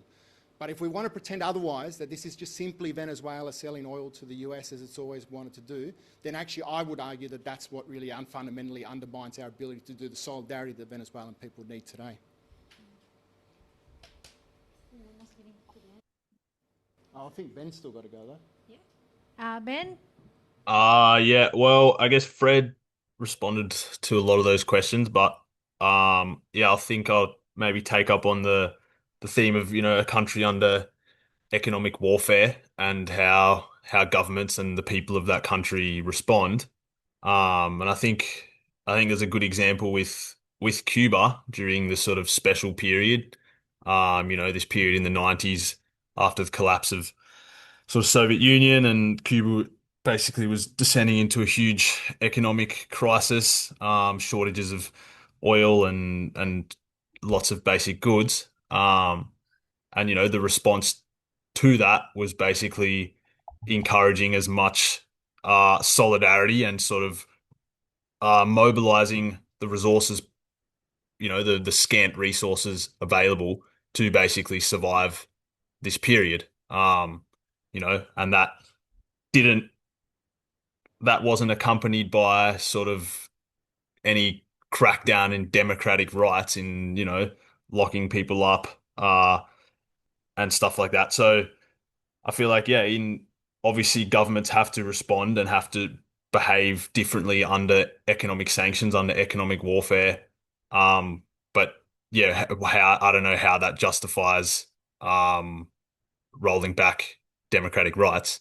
So that was just that point. And yeah, I guess I also thank comrades for really emphasizing AUKUS and how that should resisting AUKUS here and pushing for a break from AUKUS should be such a core part of our solidarity with the Cuban people.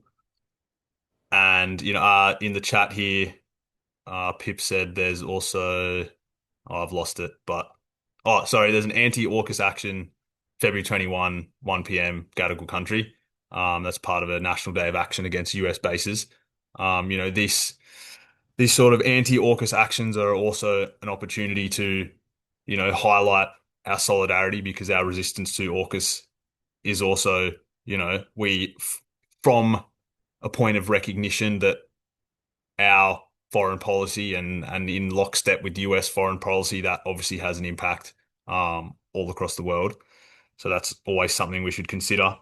I think also, yeah, in terms of alternatives in the current reality, someone said, and Fred raised some possibilities, but I guess, I just want to emphasize at the end of the day, it's not for us to decide the path that Venezuelans take. And, we can only support them in their just struggles for, self-determination, for sovereignty.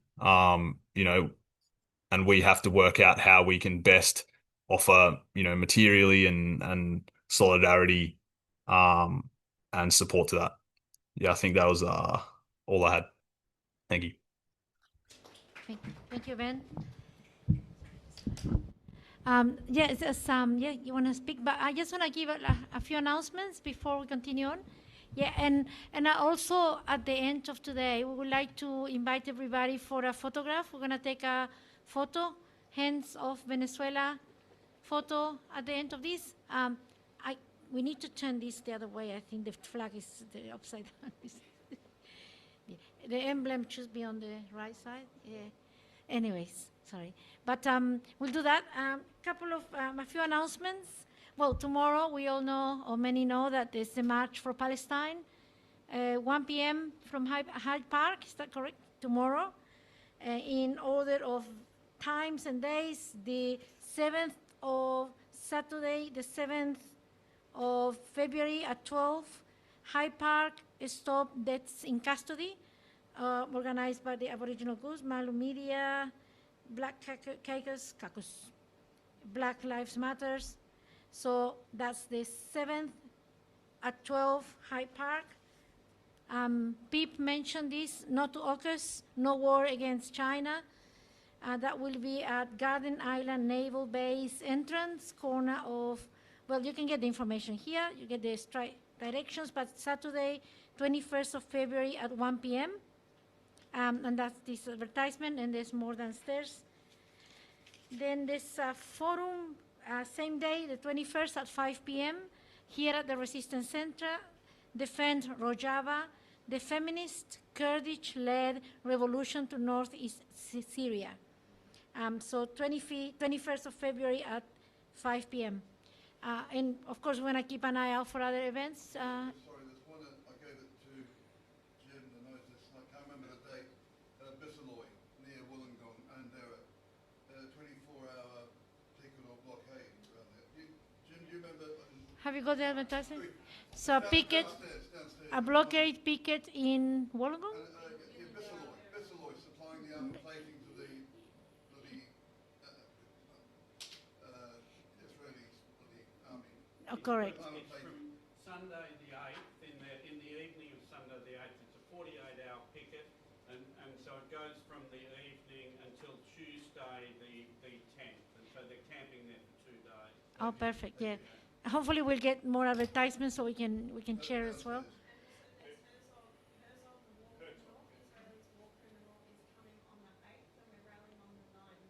Okay. So, yeah, so Sydney Town Hall on the 9th of February, the President of Israel is coming. So on the 8th and on the 9th, we're doing a protest, Town Hall, 1 p.m.? 5:30, sorry. Town Hall, no, 5:30. Jim, you going to say something? No, I was going to say that. Any more advertisement? Well, there's always things happening, you know, and anything new, we have a calendar, so the information will be shared. So I want to just give you your last intervention, and after you, we're going to just give 5 words from the presenters, from Ben and Fred, and then we do the photo. Thank you. And thanks again to Socialist Alliance for hosting this discussion. It's been really good. It's been a very interesting discussion. I asked a question earlier, and the question was, if money was being given by a hostile foreign government to people in the opposition in Venezuela, would Ben support their democratic right to be funded by a hostile government? So it was that was the question. It got interpreted a bit differently than how I'd hoped. I wasn't saying that all people who are in the opposition are taking US money. And that was not my question either. I mean, I don't even believe that would be the case by a long shot. It was just a question about democratic rights and how far they go. You know, how far do you allow, how many democratic rights do you allow in the context of having a military superpower over your country? Also, I don't think that all opponents are the ultra extreme violent opposition in Venezuela. There's a whole range of shades of different opponents. So I just wanted to clarify that question. Yeah, I mean, I definitely don't think everyone's taking money. That'd be ridiculous. And also, I made a comment that I don't think democracy exists under sanctions. And people have sort of interpreted that interestingly as well. And it's quite interesting to hear how people hear a statement like that. I wasn't saying that people shouldn't have the right to vote if their country's under sanctions. That's not what I was saying at all. No, what I'm saying is you just can't have democracy under sanctions. You can have something that approximates democracy, but a sanction, when you're under sanctions, you're being coerced. You can't have free discussion of ideas, free elections in a context where there's coercion. If you think you can have democracy when you're being coerced, I don't agree with you. I don't think you can have democracy when you're under coercion. You should try. You should try as hard as you can. Absolutely. That's the power of the people. I mean, and that's really important. In regard to, Fred made a comment about, Fred sees everything fitting together, and one of the pieces in Fred's puzzle is that there was a lack of a response, a lack of a popular response when the US invaded Venezuela at 2 a.m. in the morning. Now, I don't know what most people in Australia are doing at 2 o'clock in the morning, but it's most people are sleeping, aren't they? And they had superior military technology. And we haven't even heard the investigation yet from Venezuela. We haven't, I don't think they've even, maybe they have, maybe I'm ill-informed, but I'm not aware that they've finished their investigation into what happened. It would be quite a complex investigation. So I'm waiting until Venezuela provides us with some more information. But there was one thing I see in social commentary a lot. A lot of people say, oh, you know, Russia gave Venezuela 5,000 man pads to shoulder launch missiles at helicopters. Where were they? There were none fired. And you know, it's a fact that some of those were fired. There were 2 fired. There were videos which recorded the firing of those 2 man pads. There was resistance. So yeah, I just think I would caution reading too much into a lack of a popular response at 2 o'clock in the morning on a Saturday morning, and also the day after. I mean, I personally would be in shock the day after. What I saw in Venezuelan videos the day after were the militias securing intersections throughout the city just to make sure the situation didn't get any worse. And yeah, good on them for doing so. Yeah. Thank you. So I'll just give the word to you. Can I make a comment? Yeah, of course you can. Yeah, no, I was just thinking at 2 in the morning, I think you got a good comment there, but Venezuela's been preparing for this. They knew, they've been announced that they were attacking, they were threatening, the U.S. was threatening Venezuela for months before this happened. So at 2 in the morning, there should have been waiting, there should have been people expecting that would happen at any time. I'm thinking, it's a little bit, I'm not saying, or maybe I am saying you're a little bit naive to think that they were all sleeping. They should have been protecting a bit more. So it's a bit, of course, we're waiting to hear what is other reports, what happened, how, it looks like it was so simple, so easy for them to just take him out, and 32, you know, Cuban people were killed because they were defending him, but there was, how was it so simple? And we know that they're very strong, United States is very strong, but it's just, I don't know, it should have been a bit more resistance or defense. We don't know yet, and it's yet to see. So, but anyway, I'd like to give a last word, and thank you everybody for coming today, and last words to Fred and Ben. I think it's Ben's turn first. Yeah, Ben, go for it. Yeah, I'll just respond to that last question. Sorry, I forgot your name, and yeah, apologies as well for misinterpreting your question. So yeah, I guess in the context of the human right of accepting money, I mean, I guess the reality, obviously I'm opposed to, you know, foreign influence. And as we've seen, imperialist powers will always seek to undermine leftist socialist projects. You know, the reality is that there's no real way to stop that. I mean, how would you stop someone from sending money to someone, I guess? But basically, I think what a lot of, you know, leftist popular projects have realized that they know that they're going to be undermined at every turn by, you know, the existing sort of oligarchies in their country with the help of foreign powers. And so, you know, from that recognition, what they've done is basically tried to build popular democracy, improve people's material conditions, you know, improve the sort of democratic structures so that doesn't actually have as much of an influence as it would. So I don't know if that answers your question, but I think it's based on the reality that there's always going to be foreign interference in you know, leftist socialist projects. And so I lost my train of thought. I'm getting a bit tired now, but bottom line, basically these imperialist powers will always undermine. So it's basically working to reduce that sort of reduce that influence, I guess. I think that was all I had, but yeah, thanks, you know, everyone for coming, and really valuable contributions as well.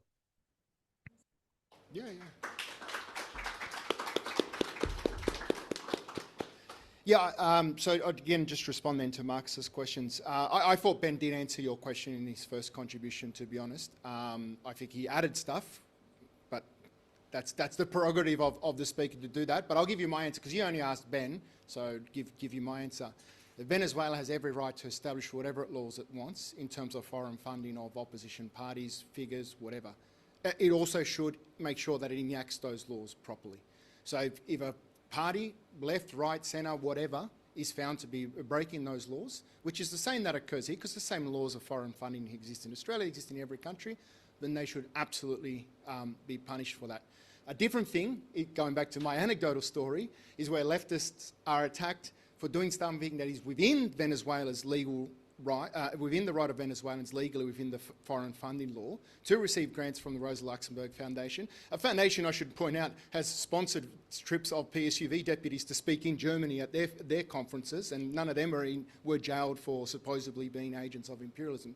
That's a very different question. But if there's a specific law, absolutely the Venezuelans have the right to enact that law and to carry out that law, and it should be carried out irrespective of the political affiliations of the people who receive that money. And then in regards to democratic rights, I'm glad you clarified your point. I don't think that's how you expressed it the first time. It may have been my misunderstanding, but I think it's more clear now what you're trying to say. I agree with your point that you can't have a full democracy in a country under sanctions. I'd go even further. You can't have a full, genuine democracy under capitalism.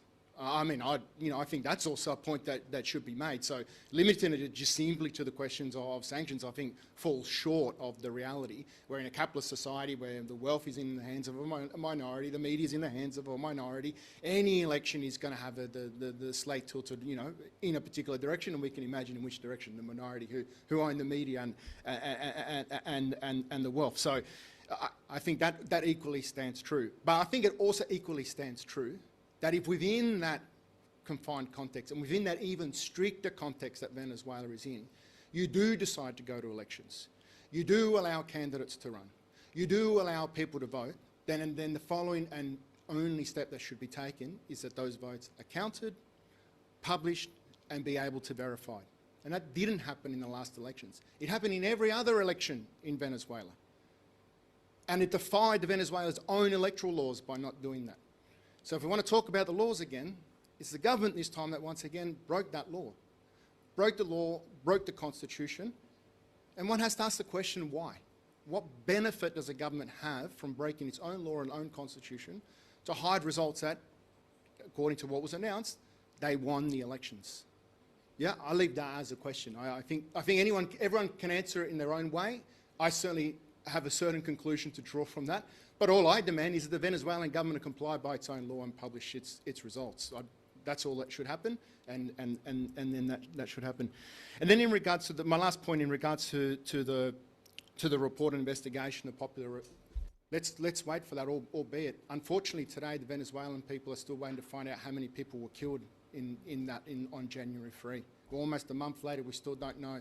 The Cubans, within less than 48 hours, had the names and photos of the 32 heroes that were killed there. And we should also know the names of the heroes that were killed on January 3, and yet we still don't know. The Venezuelan people are still waiting to get that information, let alone the information about the response of the, let alone about the response of, they don't know, they only know that perhaps over 100, that's it. Yeah, but they don't. What I said is they don't have the full information of the people that were killed on January 3.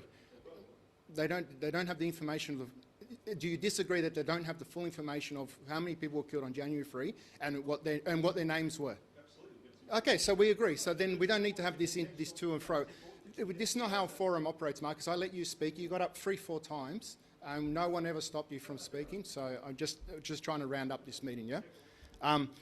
But what I said, I think we got to separate out a military response, and I think Paola makes a good point. It's not like this was a complete surprise, yeah? It's been several months now of military build-up, and where the US government, amongst its options, has very specifically said the possibility of a kidnapping of Maduro. But let's wait to hear what the reports come from Venezuela, that's fine. But let's separate to the popular response, yeah? And you say people were unsure about what to do. People weren't unsure on April 12, yeah? Within hours of when the military coup happened in Venezuela. People didn't stay home uncertain about what might happen next, even though the military had seized power. If you want to say, oh, well, somehow the US military is bigger, so therefore it's a more scary situation, the reality is there's a different situation now in Venezuela, yeah? And people didn't feel the need to come out on that day, and even days after, on any scale, anything remotely compared to what we saw in 2002. We should try to understand that reality, yeah? It's not about doing anything more than trying to understand why that is happening and trying to see how, therefore, we can better use that information to build our campaigning here.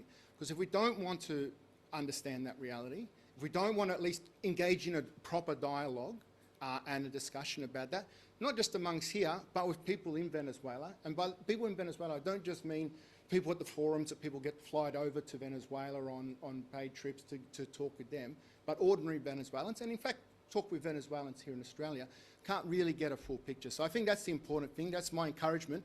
But I'd say the most important thing, which is what me and Ben emphasised in our talk, is thinking about how we can build that movement here against Trump's offensive in Venezuela, in Cuba, which is urgent today, in Latin America, and how we link that to the question of AUKUS, which integrates us into Trump's project when we need a foreign policy that completely breaks with that and offers an alternative based on peace, sovereignty, human rights and democracy. Thank you. Thank you. I think it's been a good forum, good conversation. I just want to go back to a bit of a story that happened a little while ago, well, a few years ago at the Teachers Federation and Coral. Basically, we actually organized a group of Latin Americans with Socialist Alliance and many other groups, a conference about Cuba and solidarity with Cuba. And at that conference, there was somebody, David Bradbury, who actually talked and criticized Cuba at the time.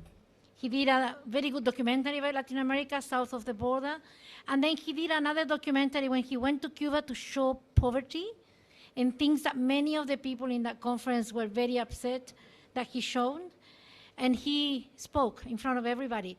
And it created a huge discussion, an argument between the people in the public and him.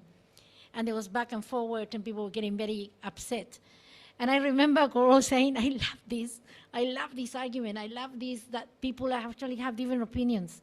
Because we're not here, because we're all convinced, you know, yeah, we all agree on what we're saying. It's not gonna be fun. I think we need to actually express our different opinions, and that's what makes this richer. And I know some people got up and left. Hopefully it was because they had appointments and not because they got upset. But I think it's important that we express our different opinions. Even within the same party, we have different opinions, and that's important. I learned that being a member of the Youth Communist Party in Chile from very little, you know, and being critical of what we do and discuss it, but look at the bigger picture, as some people said here.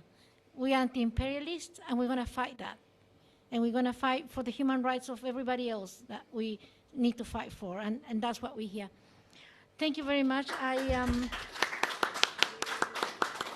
you. I just want to say Green Left is co-host of this event, and Green Left has a website, weekly print copy, social media, and a weekly Green Left radio show.